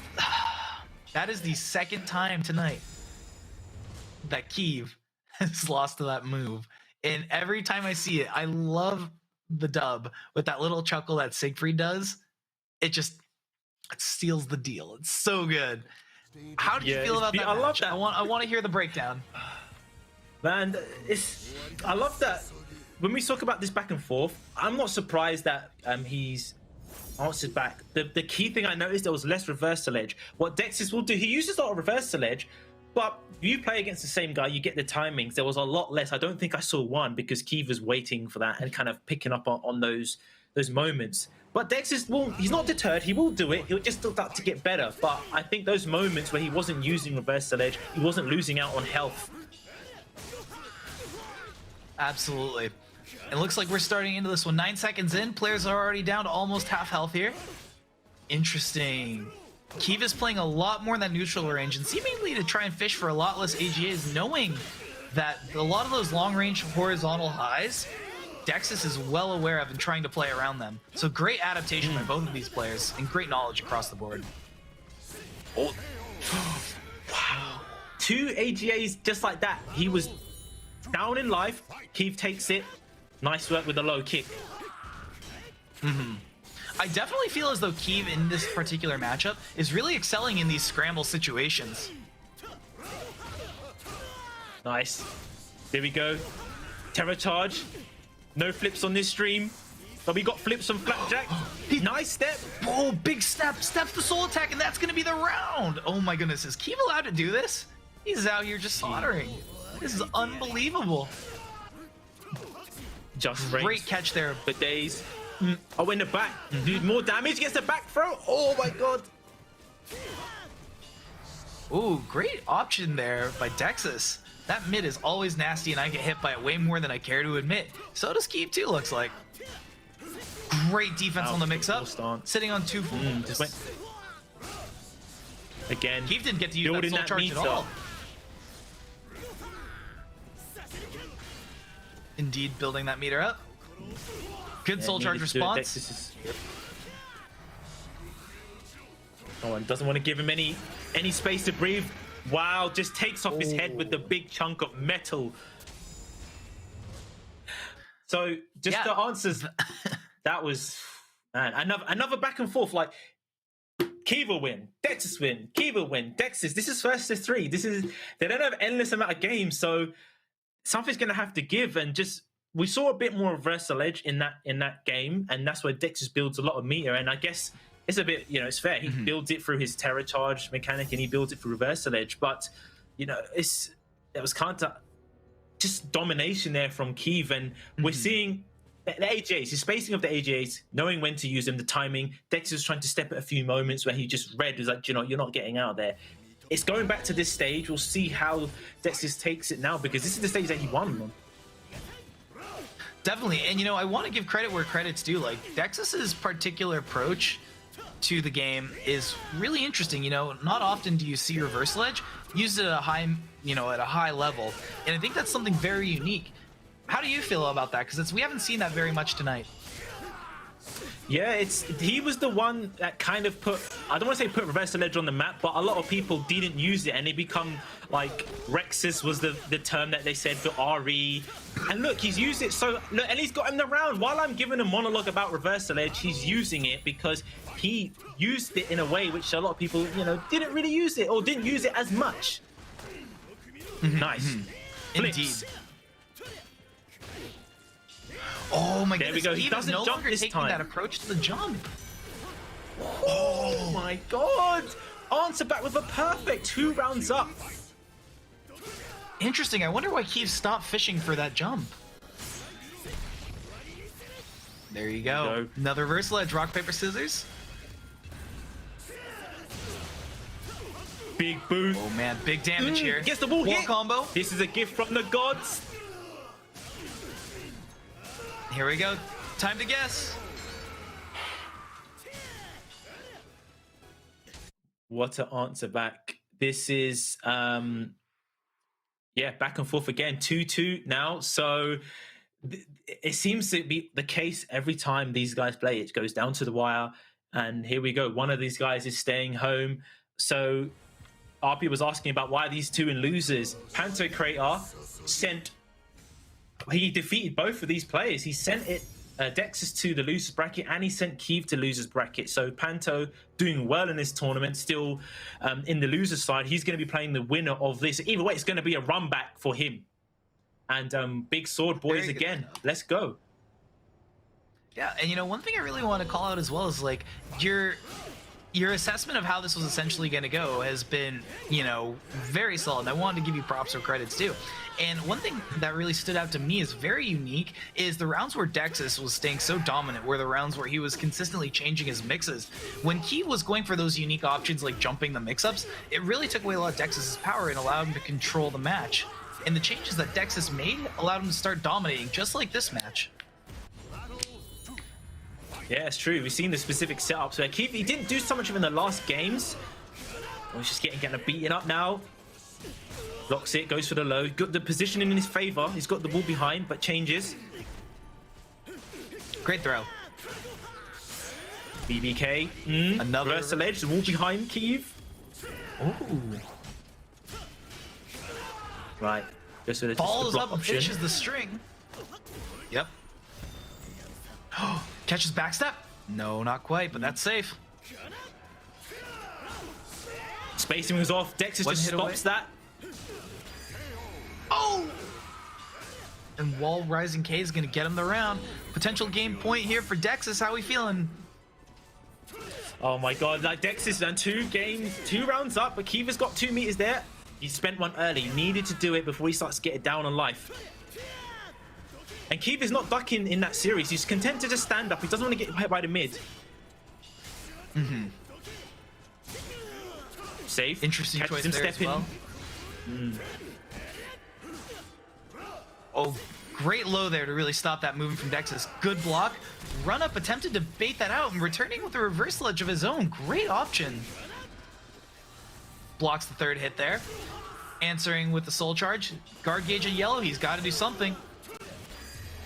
Oh, nice. 2 AJs and just stomps on his toes. Keeve fighting back. He's not out of this by any means. 2 of those nasty mids followed by a stomp.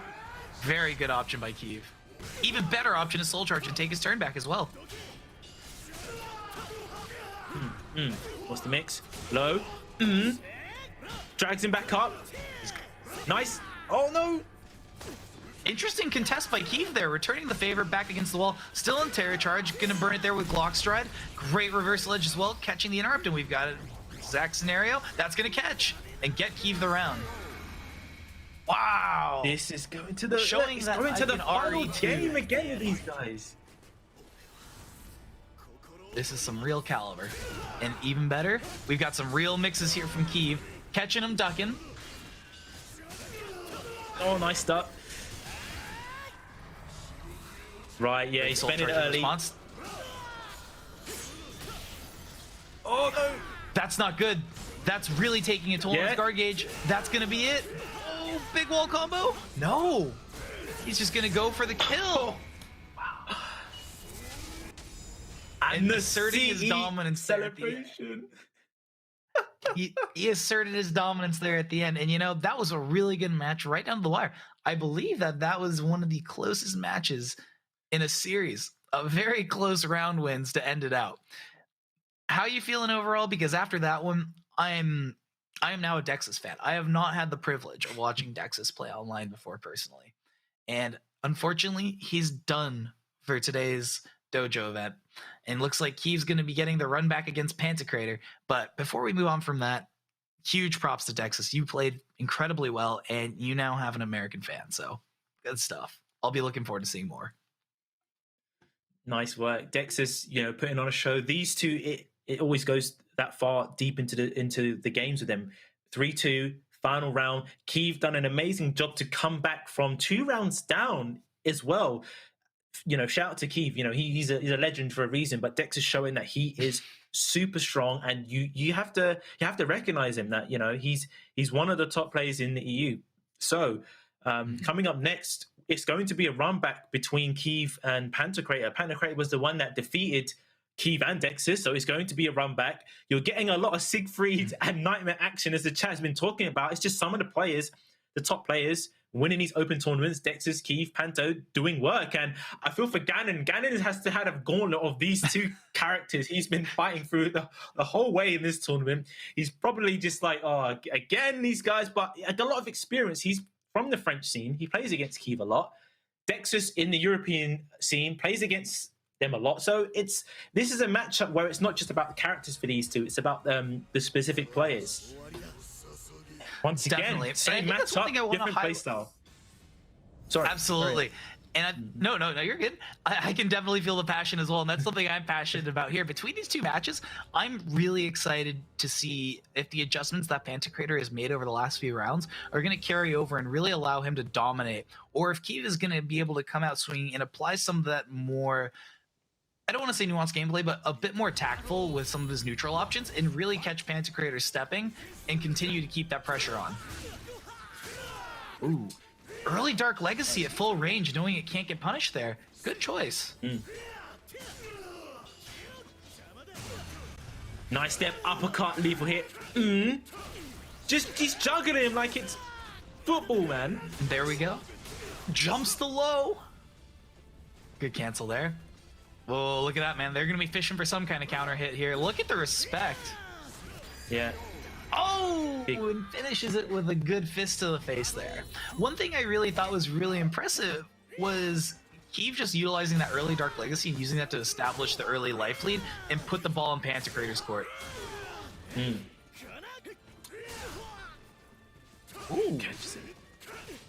Stance goes to the low. Catch. Good step. Great knowledge. Oh, low. Keeve is just not letting him play. This is the same thing that we saw him do to Dexys, and really forcing him to be like, all right, are you going to go for the Dark Legacy? Are you going to go for the Dark Legacy? And putting that challenge now back onto his plate. But you got to be careful. Pantocrator's got 2 bars of meter, and we know what he'll do with that meter. So attack. Oh, good. Nice. Right, he had to do it. He's got no life, really. Trade. Keeve contesting. Big lethal. He's got bubble. Oh my goodness, 1 hit. Scaling on that. They're both powered up. Dark Legacy versus Terra Charge. No! And the bubble gets popped by the simple low again. No, my goodness. Keeve is just on a roll right now. That was so clean. And really what we're seeing in a big departure from the first match we saw these two is Keeve is doing everything he can to stay out of the mix. He's willing to step back, play a lot safer. And for the first time today, we saw him really step back and just, if he had the opportunity, get that Dark Legacy, or I'm sorry, get that Terra Charge locked and loaded and really put the ball back in Pantocrator's court, and especially putting him in what feels like a lot more force block situations. Very true. You can see the change of pace compared to the Dexter style Siegfried and to Panto. And Panto, he's lost, a few rounds quick fashion, but he's able to come back. We've got a bigger stage now. The walls are kind of different to the matches he's been winning against Keith. We'll see how he deals with it, but he's by no means out of this. Nice work. Absolutely. Oh, great cancel into the low. Catches him with the mix-up. Oh, he's trying to step, and he gets hit. Mile High Club Siegfried right now, man. 2 of those launches. and gets the round. Well done, and ending it with a little drop kick out of camaraderie. Well done. You've got to respect these two players for how much fun they're willing to have. It's such a high-stakes tournament with the PlayStation 5 and 500 euros on the line. That's right, all to play for, man. Losers final. Who's going to make it to grand final against Ganondorf? He's blocking it low and excellent work. Indeed, and like Kiev, when he wins so dominantly as we've seen today. It's just he's got such control over momentum of matches and has a solid cadence that if you're up against him, you're not able to get your game plan started. He's so good at just shutting things down and keeping that oppressive nightmare strategy that we like to see, and forcing you into a situation you don't want to be in. Terra charge up. Oh, nice, the little delay. He should be out. He's gone into the drink, and this is what Pantocrator has been getting, those key ring outs when it matters, and either putting him in the lead or bringing it back. But yeah, he needs it to stop this momentum from Kiev. Drags him back up. Oh no, yeah, he's looking for the he fished for the ring out. Yeah, that would have put him over. We'll take Apple? that. Goodness, that might have been another ring out. He's going for it again. Panto fishing for these ring outs. He's looking for it. He's hungry.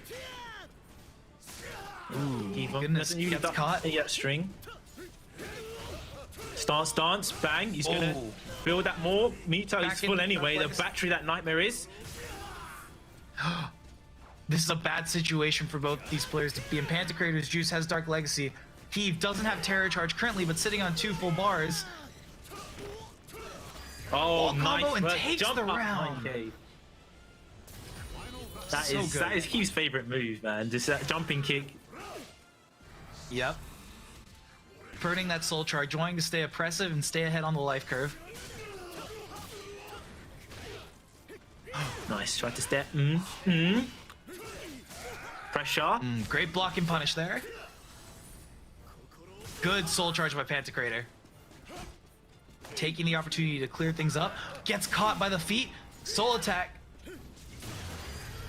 Oh my goodness, and hard call out by Kiev for the 2-2B and lethal hit. Good work. He tried to use that mid hit that was at 6k or k6. Like, I understand counter hit properties and get a combo, but it's so linear, and Kiev stepping, lethal hit in the back. Excellent work. Just, man, Panto was fighting back in that one. It was closer. The ring out gave him the much advantage that he needed to come back, but Kiev looking strong, man. The momentum's starting to build. He's gonna need something to really stem that. That momentum is just snowballing from him. We've gone back to this stage, the smaller stage. I would agree with this. When we saw Panto play on this stage last time, the smaller walls, the wall hit potential, he was able to get these solid wins in these matchups. I agree with that assessment entirely, and like, you know, entirely to your point, you know, the one thing I think Pantocrator also hasn't had the opportunity to do, because he's been getting absolutely, you know, oppressed in a lot of these situations, and Kiev has been fishing for the conditioning. We haven't been able to see Pantocrator use, you know, Dark Legacy's bubble to its full effect, or even be able to put into a situation where he can utilize it in combo, unfortunately. Great drill to catch there. Yeah, severe lack of use of the bubble. He hasn't been able to.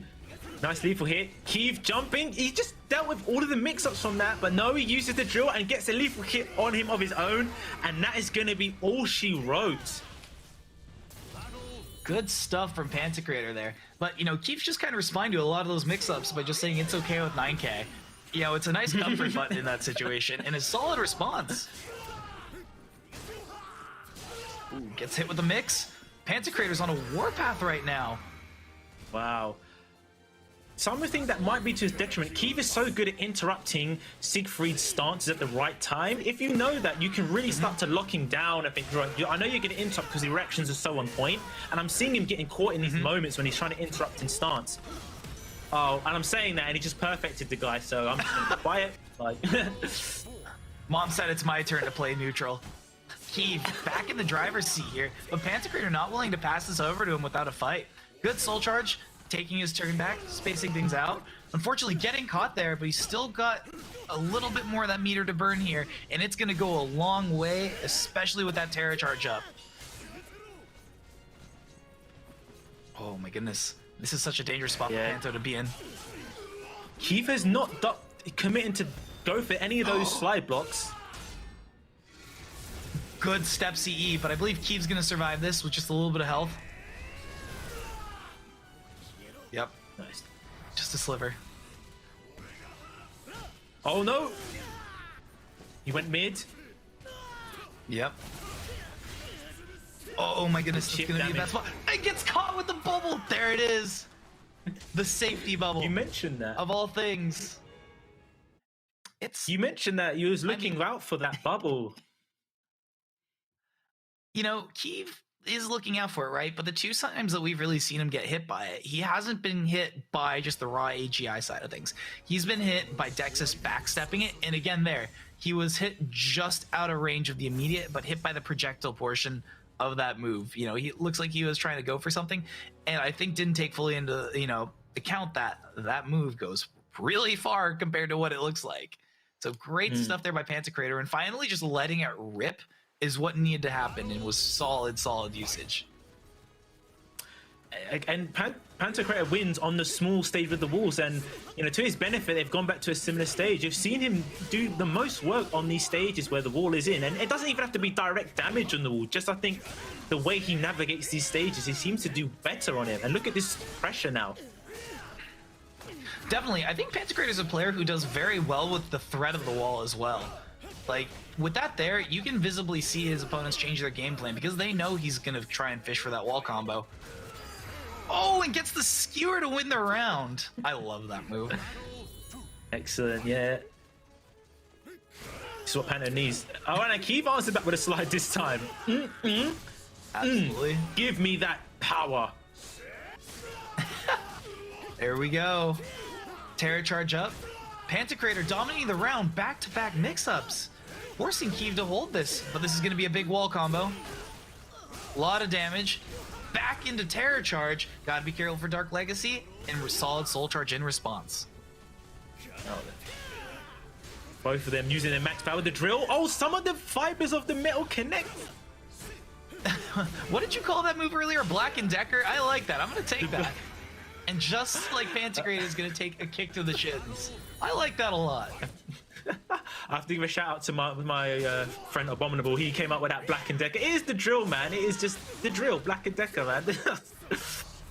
I'm taking that. I'm stealing that. To be crushed. Absolutely. And one thing to notice too is that Keith came into round 3 with 2 full bars of meter, and already taking off so much Pantocrator's What is health. going on? I can barely see. There was so much lights on the screen. Oh my goodness. Keep burning the meter to commit. Oh no, gets that's hit by got the to be a follow-up. misinput. What's it gonna be? No. Oh my goodness, and Keeve clutching that with a sliver of health. Pantocrator I feel for still in Panto. this, 2 bars of meter. Keith whiffed the move and Panto jumped. He was supposed to be a whiff punish. That would have got him the round. Oh no. This is exactly what we're seeing when Backstep out Keeve of is the dominant. He's so dominant. Yep. Good soul charge, good response. Gets caught from the 2-2B with a good delay from my God. Pantocrator. Whiff City. This is what he needs. This is a gift from the gods right here. No. Good soul charge. He's got to be careful. Run up throw. 1 hit away. What's it going to be? And gets stomped. And unfortunately, Pantocrator, representing Germany, is going to be out, man. Oh, man.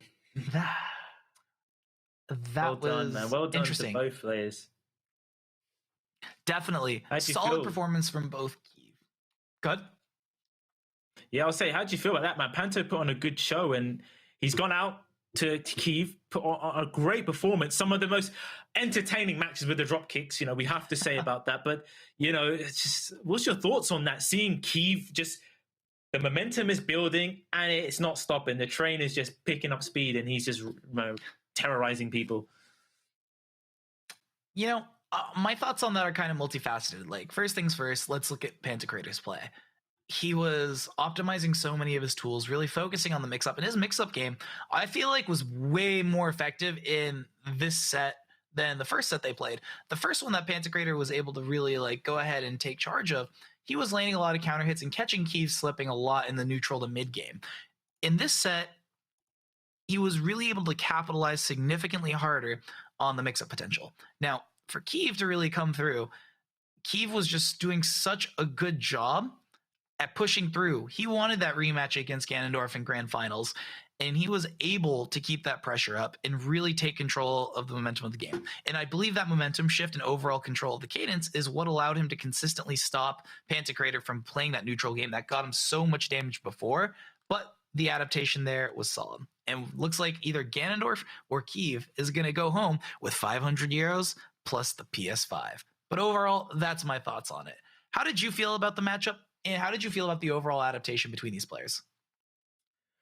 Yeah, excellent assessment, Jobin. So the fact that they already played before, there was, a lot of, okay, what happened in the last time? And I think this play style works to Keith's favor, where he, fundamentals versus fundamentals, more spacing and width. Keith, I think, excels in that. In the Dexter's match with the Siegfried, it's a very much faster pace, in your face, back and forth. Keith is able to stand back and kind of assess, right, he's going to do this at this moment, I'm going to do that. He's able to respond accordingly, just basically on the fundamentals. When Pantocrator was going on the offense, he was getting these big moments where he had the big soul charge comebacks, the big combos, but he wasn't winning so much in these neutral exchanges, and Keith was able to do that. Pantocrator wasn't able to just kind of, I need something to stop him and stop this momentum building, and there was nothing that was able to do that. Even though if he lost the game, Keith was like, all right, I'll just carry on with that. The spacing of the AGAs, Keith was just taking that and getting the better of that. Pantocrator was getting the bigger damage when it came to walls and soul charge, but sometimes that's not all what it takes to win you the game when you're having these big moments. So Keith just able to show why he's such a strong player. And we're at the grand finals now. 2 French players, Ganondorf as well, Keith representing France as well with Nightmare. And here we go, grand finals. Who's taking home that PS5? Honestly, this is anyone's game at this point. I don't believe that Ganondorf is going to be phased by a lot of the momentum shifts. Just in his playstyle, like we saw earlier, doesn't matter if he's 1 hit away or 10 hits away from dying. He's not a player who gets frazzled easily. He's here to fun. He's here for fun. He wins a lot, and you feel that playstyle coming through. And I believe that's going to work in detriment to a lot of Keith's oppressive playstyle that we've seen in the past. Technical aspects aside. Yeah, man, I would agree. First blood goes to Keith. Nice work. Back on the smaller stage. Indeed. And I think the one thing, too, to note here is that Ganondorf coming in from winner's side, Keith's going to have to put in double the work here. That's right. Good punish on the weapon arts. Axlo. Oh, goes underneath AJ with the disco kicks. And Nice. catches him jumping. That's one thing that Keith is going to have to be really careful of, is that with Aswell, a lot of those moves are still going to catch and leave him in a unique spot. If you're jumping there and he's an axe, you're just getting ready for a disappointment with weapon arts when you wake up. Often they don't block punish, they'll just go for the axe low because it's, it's going to get more, it's going to be a better scenario. Nice with the ground real. throw. Just get That's off the so ground. good. That's so good. He's grounded again. He went for a drop kick, it looks like. Ooh, good catch there. Okay. Pressure's on. Burning a bit more of that soul charge. Ducks the 668 projectile. Oh, Again. he's got 1 hit away. Brilliant spacing there with Awesome the, stuff, like the just frame. Nice. Ganondorf committing for the knockback there for stance. Very good use of that. He's consistently used that all day as well. Yeah. Good block. He uses that, I think 3 times. He'll get some life back. Hasn't able to do that so far. Nice 9K. Catches the back step. Wow, okay. Juggling him like his football. Big lethal. Soul charge, want to take his turn back here. Gotta be careful because Keith is willing to fish for that AGA here and knock him straight out of Beyblade, and catches it. Essentially dominating that first round there. shutting Ganondorf down and really not allowing him to play a lot of that wild game that he's in charge of. Sure, you might be able to go, you know, into all your attempts for various stance mix-ups and absolute pressure, but Keith was doing a very good job keeping himself from being put in those wall rising mix-up situations and overall stopping Ganondorf from fishing from a lot of those spear setups that he loves to use.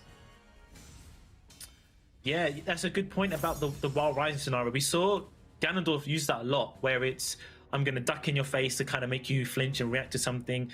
Keith has been, I'd say, throughout the tournament, the best at interrupting when you're trying to do these things. So he's got that the timing where he's going to hold block, but a lot of the time in the Sig 3 matchups, he's not going to even let you do these. He's going to interrupt, and he's going to pick the right option. So I saw a few times where Ganon tried to do the wall rising shenanigans. He was like, nah, I'm not having it, any of it, uppercut.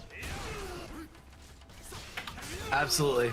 And it's the shenanigans that really allow Ganondorf to be empowered. Like, I don't say that as a negative thing, but if there's ever a player who I feel like plays as well to the most goofy and like enjoyable format for me, it's Ganondorf. And he's one of the few players that can exert that true, I guess, quirkiness and excel at it at a high level.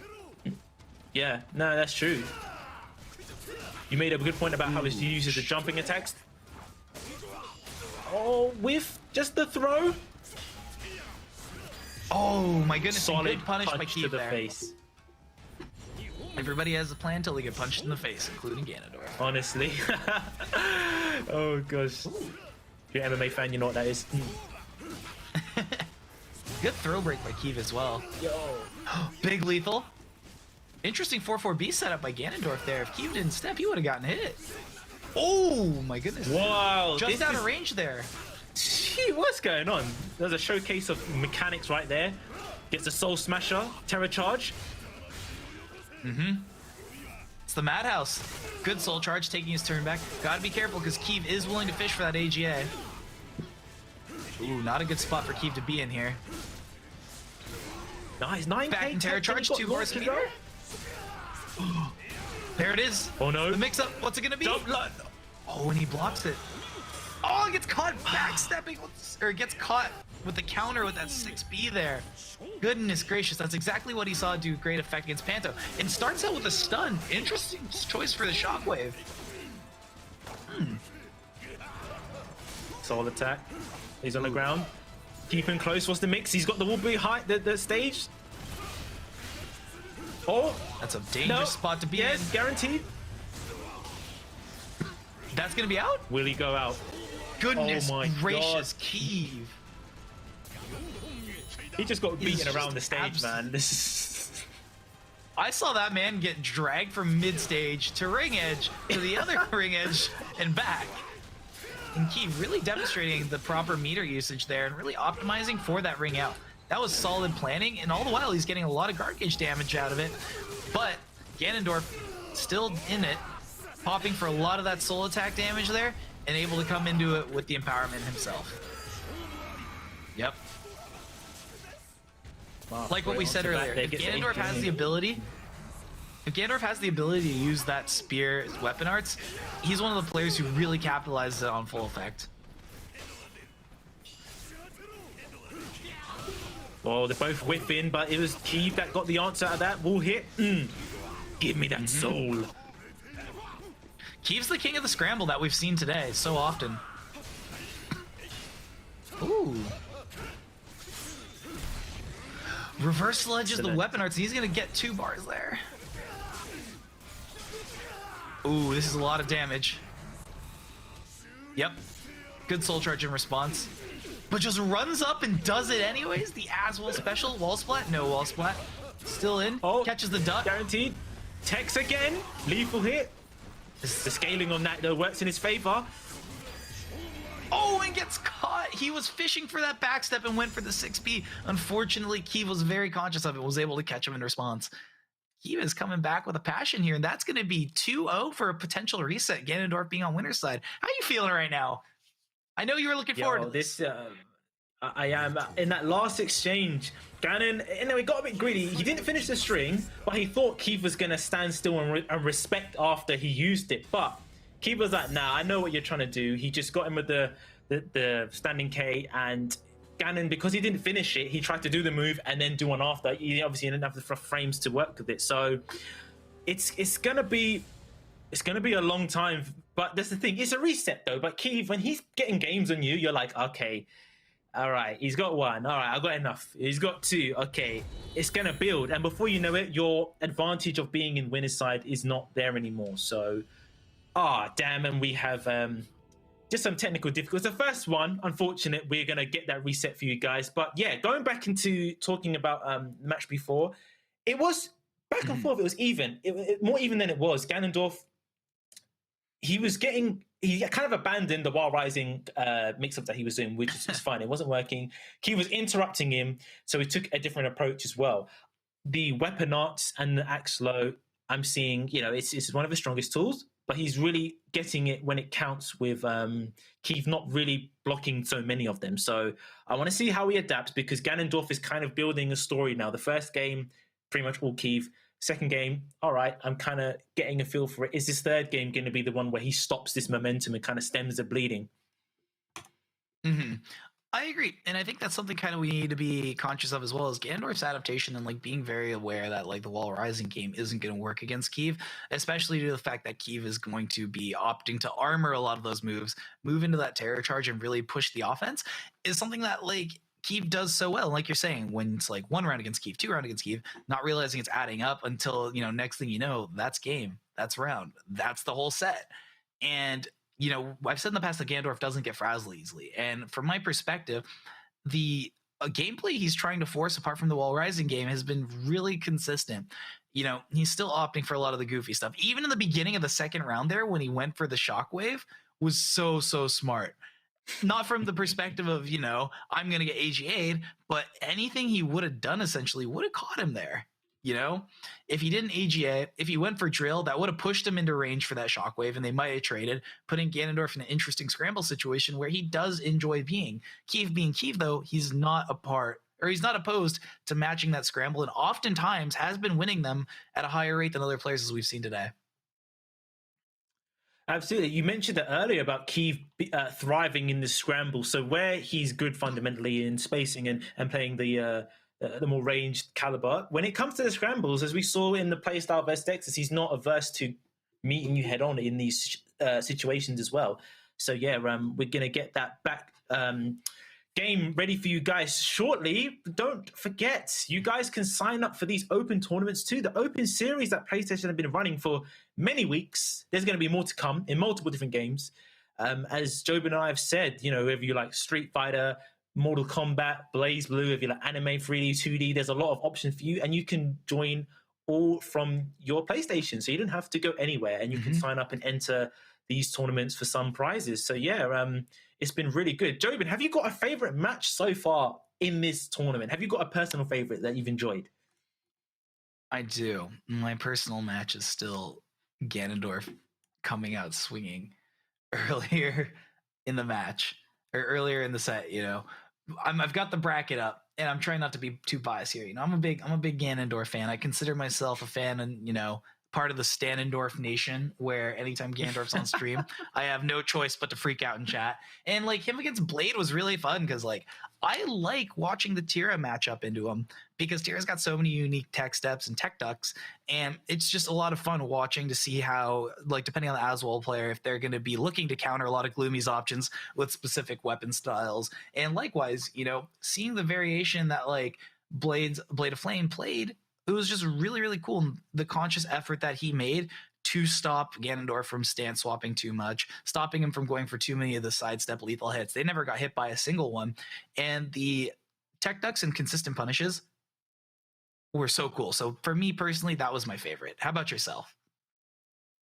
Nice. Yeah, no, fair play. I have to, it's got to be the dropkick hype, the dropkick hype, just Pantocrator and Keeve. And it's not even just isolated to my favorite match for Panto. He's been the most entertaining player there as well. Just I like the back and forth between those players, and just seeing the dropkick hype. But it's the one where he just dropkick Ganon off the stage, like that one has just got to be the best match so far. Just the hype up until the game, and just ending it in such style. And he needed that. The fact it was so vital, not just from a hype perspective, he needed to stop that momentum. And what better way to get a ring out and to have a moment to breathe? Right, I've got a round in it.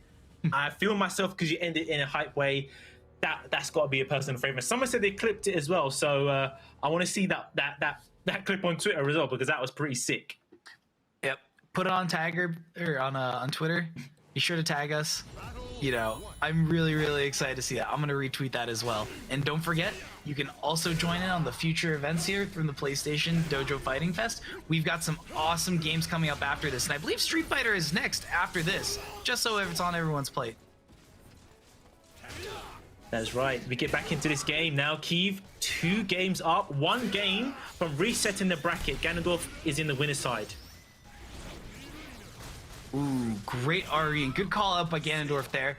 Back to Terra Charge. Another throw. Kiev, let him play, please. Oh, behind. Ganondorf a little bit too aggressive with his Oki there. He stayed on the ground, ended up jumping over. So Kiev takes the first round there.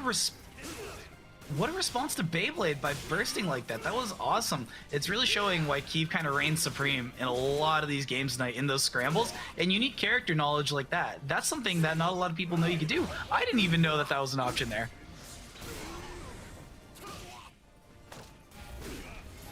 Nice, that's right. You're learning while we're watching these 2 great players play. Nice, 9K gets up into the throw Oki. Ganondorf catches the back step though. That's right. Good option. We might see the solid response. There's the drill. Ooh. Back-to-back AGAs and good patience from Ganondorf. The go-kart might not have been the wave there, but I respect the attempt. Yeah. Nice. It's BA. Nice work. Doesn't duck. Oh, gets hit with the follow-up. That was so smart. That's the first time Kiev has done that all game. He's been doing the empty 3A, and that's, you know, saving it for this one moment. He's been waiting for this. Yeah. What can we say? That's the best way. Sometimes you plant that seed. Mm-hmm. The 2-in-1 conditioner. The 2-in-1 conditioner. That shampoo and that conditioner. Oh, just stops the seed. Oh, no. And that's the first time Kiev has gone for that as well. He has not gone for that apart from the one time he wanted to flex against Dexys. Slide tackle, stomp. Oh, he tries to step, but he must have pressed a button or realigned or something. Happens. Good punish by Ganondorf on the 2-2B against Nightmare. Catches him stepping. In Axe, ducks it, responds with his weapon arts. Ganondorf showing signs of life. He's still in it. Got 1 bar a meter, and Kiev soul charging in an attempt to secure the round. Dunks him down. What's the mix up now with the wall? Oh my god, man. His life bar just melted. Not only did he reset him in the standing position, he just reset the grand final bracket, and we are going to have a whole nother fresh set to go through. Wow. Is that what you expected? That is... Do you know what? No disrespect to Ganon. I expected that because Kiev is a strong player. So just because that you have a game, a set up against him, you have to play like I don't because he's really strong. And Ganondorf knows that. You know, these guys are in the same scene. They've played against each other a lot. So he knows that. He knows that, right, I've got Kiev and I'm in winner's side. I have to use this for data collection. I need to gather all that data because he might just reset. And here we are. We said it can happen and it can snowball. It's all up to Ganondorf to try and think about how can I stop this? Definitely. And that reset's going to be a big deal here and a big momentum shift. And, you know, potentially a really good momentum change for Ganondorf. Now that he doesn't feel he's back, obviously he's lost a little bit of a safety blanket being on winner's side, but it's going to really allow him to come at this with a new game plan. He gets a throw. He could have got the lethal, but he was just a bit too slow. He didn't want to commit to it in case it was blocked.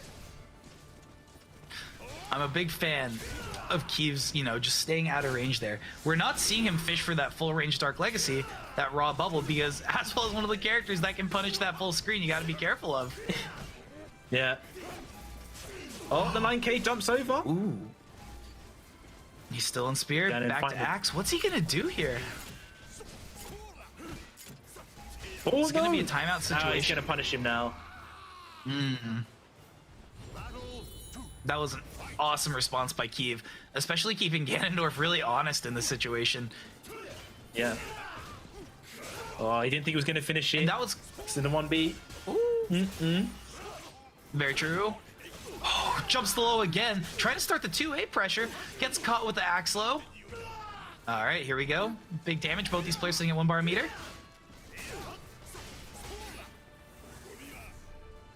Oh, yeah. Keep spending it. Pushes him back to the ring edge.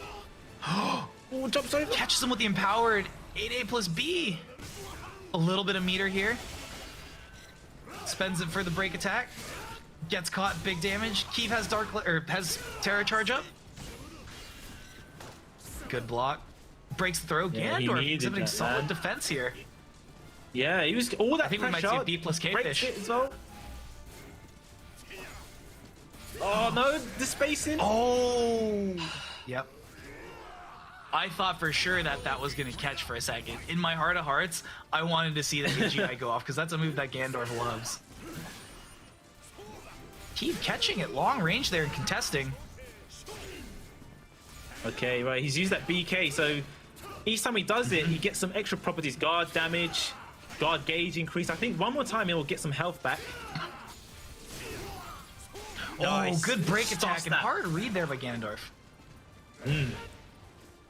It's going to be too He blocks far. the shockwave, he knew. On that. Yeah. The same scenario, Oh, Ganon, goodness. with that into AGI.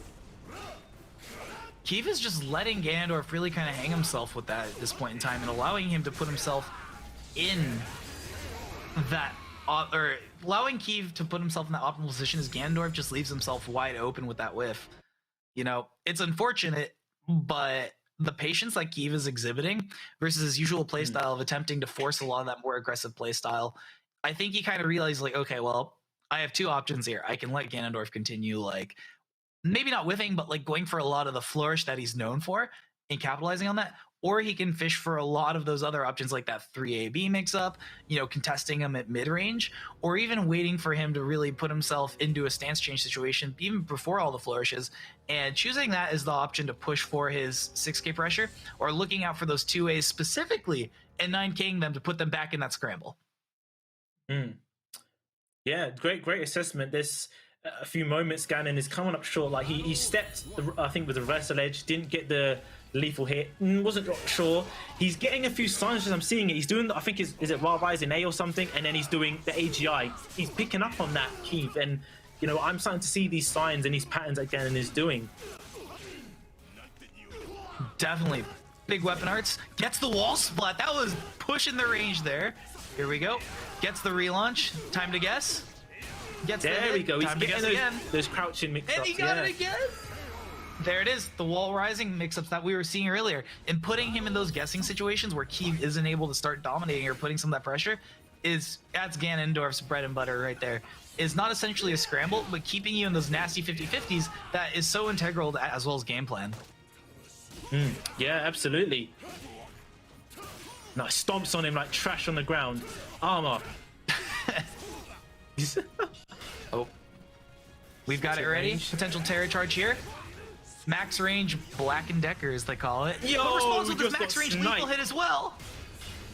So smart. Hit with a MLG. sniper rifle. Oh my goodness. Good punish on the launch. Ganondorf burning that meter to stay in charge here. Oh, the drill. Oh. Brilliant. Good punish to duck the high. That's that patience we're seeing with Keith and really allowing Ganondorf to start overexerting himself there. Very well done. All right, what's he going to do from now?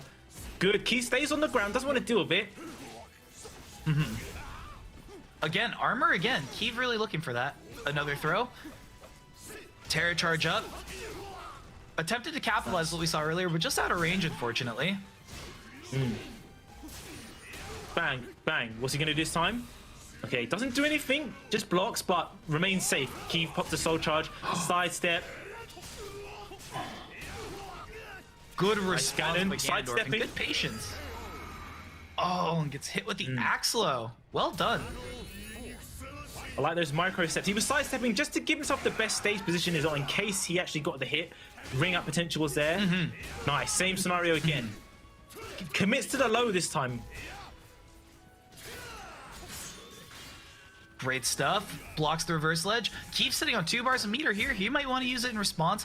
Again, goes for the throw, keeping Ganondorf on his toes. Just out of range for weapon arts. Goes for it again. All right, I respect it, but that's going to be out. Ganondorf bringing this to 1-1. We've got a match.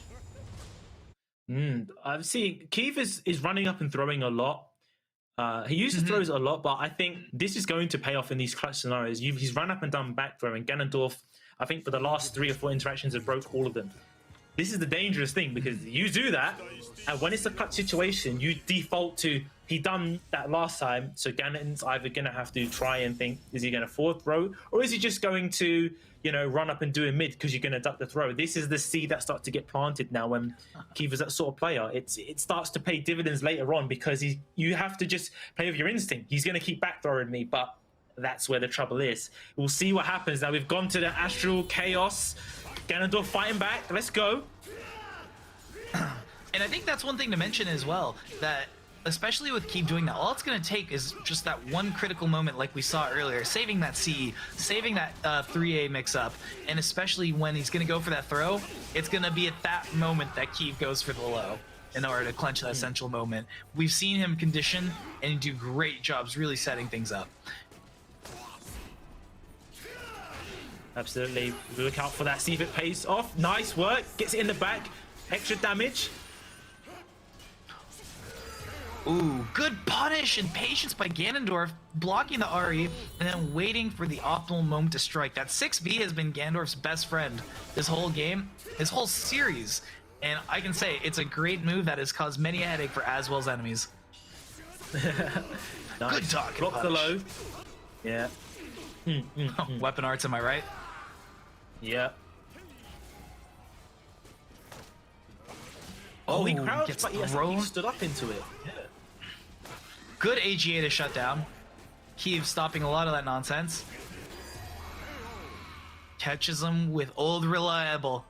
Our favorite thing. You know the drill. You know how it works. The Black and Decker. It's the little back step that gets you sometimes. You think, oh, he's not doing anything, and then he hits you.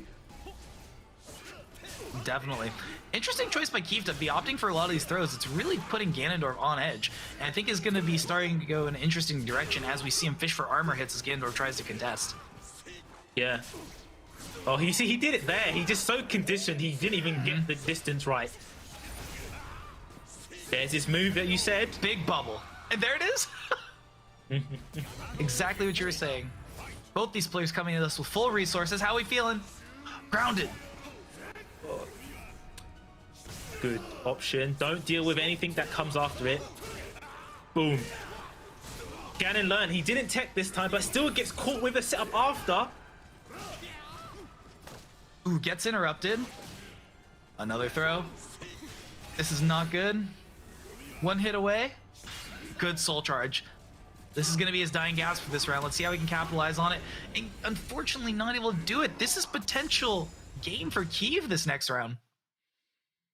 Yeah, it just dunks it. Keith one game away from getting that PS5 and that 500 euros. So this is where it is. It was truly going to be a gauntlet for Ganon. Even though he had one, set in his favor, it was going to be a true test of how he can fight this monster, this literal demon. As I think Okubo said, he's like a literal nightmare on Twitter. He was saying like, "You are just a nightmare," and yeah, Keith showing why he's arguably one of the top 3, top 2 strongest in Europe. He's super strong. But Ganon, though, I'm seeing that's the thing. It's like if there was more games and more sets, he would eventually find the way to take it. But obviously, there's not enough because Ganon is doing better each game.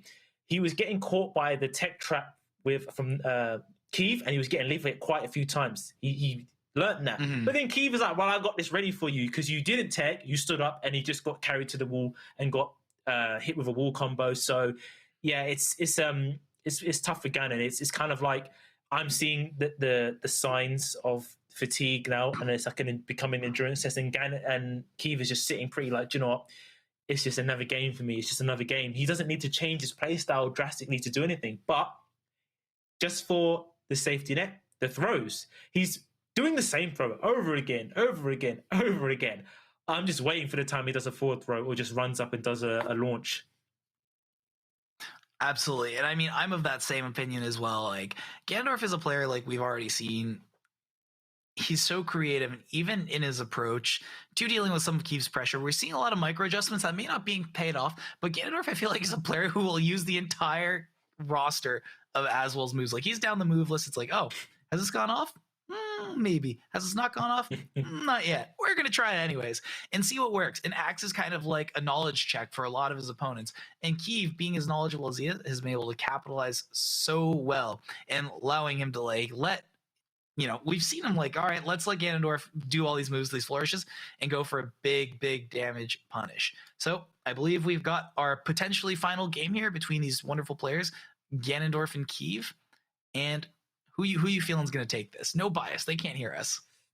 Do you know what? I put you on the spot. It's not even just the safe bet. It's just how Ganondorf had played phenomenal up until now. He's not playing phenomenal now, but he was playing so well and to get to the grand final position. Keith having that gauntlet through loser side, I just think it's too much.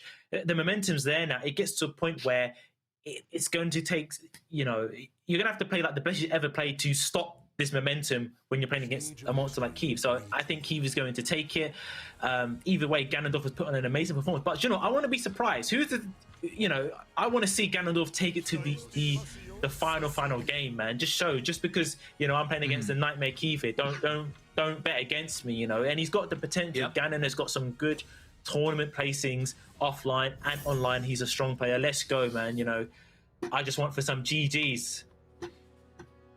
I'm gonna take the coward's way out. You know who I think is gonna win this? The community. Us as the viewers, us being a part of the experience, and most importantly, the biggest winner of this is gonna be PlayStation for hosting this wonderful Dojo Fighting Fest. I'll do it. I'll go there. We're the real winners. Soulcalibur's the friends we made along the way. This guy, he's alright. He's alright. It's like the Mick Foley wrestling pop-up in it. Good stuff here. Ganondorf already kind of significantly low health there, and Keith being incredibly impressive once again. Looks like we're seeing a lot more patience from Ganondorf as well. Unfortunately, in a battle of small caliber, I do believe that Nightmare's traits are going to be a bit more potent in this situation. Interesting. He didn't try and punish the headbutts there. All of them are unsafe. But I guess the threat of the third one coming out, he didn't want to do it. Nice. Good position for Ganondorf. Look, corner. Oh, I say that, and he just turned him around. Great GI repositioning by Keith, turning the situation back all around. Again, keeping him in the mix. He blocks the third one. Oh my god! Keith is so disgusting. He knew. Is this allowed to flex like this? Ganondorf's coming in 2 bars. He's got this. Anyone's game still. Oh my god. He done it twice. I was like, yeah, I know you're going to try and do it. He can't keep getting away with this. Big AGI. Ganondorf still in Soul Charge. Oh, goodness, call this. What's going to happen? Take it home. Keith 1 round from winning this tournament. Right, no perfect for Ganon. Right, for Keith. Ganon's still in this. Yeah, just spend it. Good Might Soul as well. Charge. Push him away. Oh, the throws! It's working! 1 hit away! He's not breaking him because he's trying to break forward. He can't keep getting away with this. Ganondorf going for the A+K I talked about. He hasn't done it all game, and there it is. If he ends here, he ended consistently and on brand. But looks like he's fighting for his life. Has Axe, goes for it again. Oh, and Keith secures it! Oh, my goodness. Oh, Keith. The owner of a brand new PlayStation 5 and 500 euros. Excellent work. The last flurry, both things that we talked about. You talked about Ganon not really using that move and it coming out there. And then we talked about the throw where Keith ran up and did the throw, and he's been doing back throw for so long. He didn't do the forward. He's like, I'm going to do it. So I guess Ganon, is going to mix up his throw breaks. probably broke forward, and he got him there. And Keith takes it. He's the winner of the Dojo Fighting Fest, brought to you by PlayStation. So excellent work from all of our players. It's been a really good event. Hope you guys enjoyed it. Jobin, we have to have a little roundup. Who's impressed you throughout this tournament so far? We talked about matches that we enjoyed. Who's the standout player that you think, it doesn't have to be the best, but who did you think really stood out to you? Dexus. I don't even have to think that hard about it. Dexus stood out to me significability. I'm going to keep this clean, keep it short. And Dexus was very impressive. His gameplay, his ability to go toe to toe, and his use of optimizing RE was really solid. Everyone else played incredibly well, and not to discount Flame, at all. Blade is awesome. Blade of Flame, huge fan. Everyone played well. Everyone was awesome. PlayStation's even more awesome for hosting this. And I'm just, I'm really glad I was able to commentate with you. It was a lot of fun stuff, getting ready to sign off here. And yeah, I know we've got some Street Fighter coming up after this, but I'll let you close it out. Nice one. Yeah, it's been a pleasure, Jobin. It's great commentating of you, Yeah, it's been good. I have to say, my favorite has been Panto Prayer. I've known of him before. Haven't seen him enter so much online tournaments and haven't seen him so much play just myself, but I'm really impressed with how he played. He put on the hypest moments, the clip-worthy drop kick of Doom just sent Ganon just to the moon there. So he's got to be my favorite. So yeah, man, this has been a really good event, and it doesn't stop there. Just because the Dojo Fighting Fest is over, guys in the chat, everyone watching, you can enter the Open Series tournament, which is multiple games. It's Soulcalibur, it's Tekken. If you want to get involved into the fighting games, this is the time to do it. Soulcalibur, it might seem intimidating with all these mechanics, but trust me, the mix of characters, the uniqueness of the characters, you'll find something that you'll love and you'll get involved with the game. And the community is welcoming. There's a lot of people out there willing to help you get involved. So, try scout your local scenes, online, and just have fun. So yeah, thanks. That was the grand final for the Dojo Fighting Fest. Thanks for joining us. Tomorrow, it continues. We've got Street Fighter later on today, but tomorrow we're going to have Blaze Blue and Mortal Kombat. So, like we said, there's flavors for all of you guys. If you like 2D, you like anime, you like 3D, there's, a lot out there for you. There's tournaments every single month with the Open Series. Make sure you go to complete.playstation.com and you can win prizes in these tournaments too. Jobin, it's been a pleasure. I've enjoyed commentating with you guys. It's been Jobin and I, Eternal Dragon, bring you the action. Stay tuned. It's going to be Street Fighter up next. We'll see you later.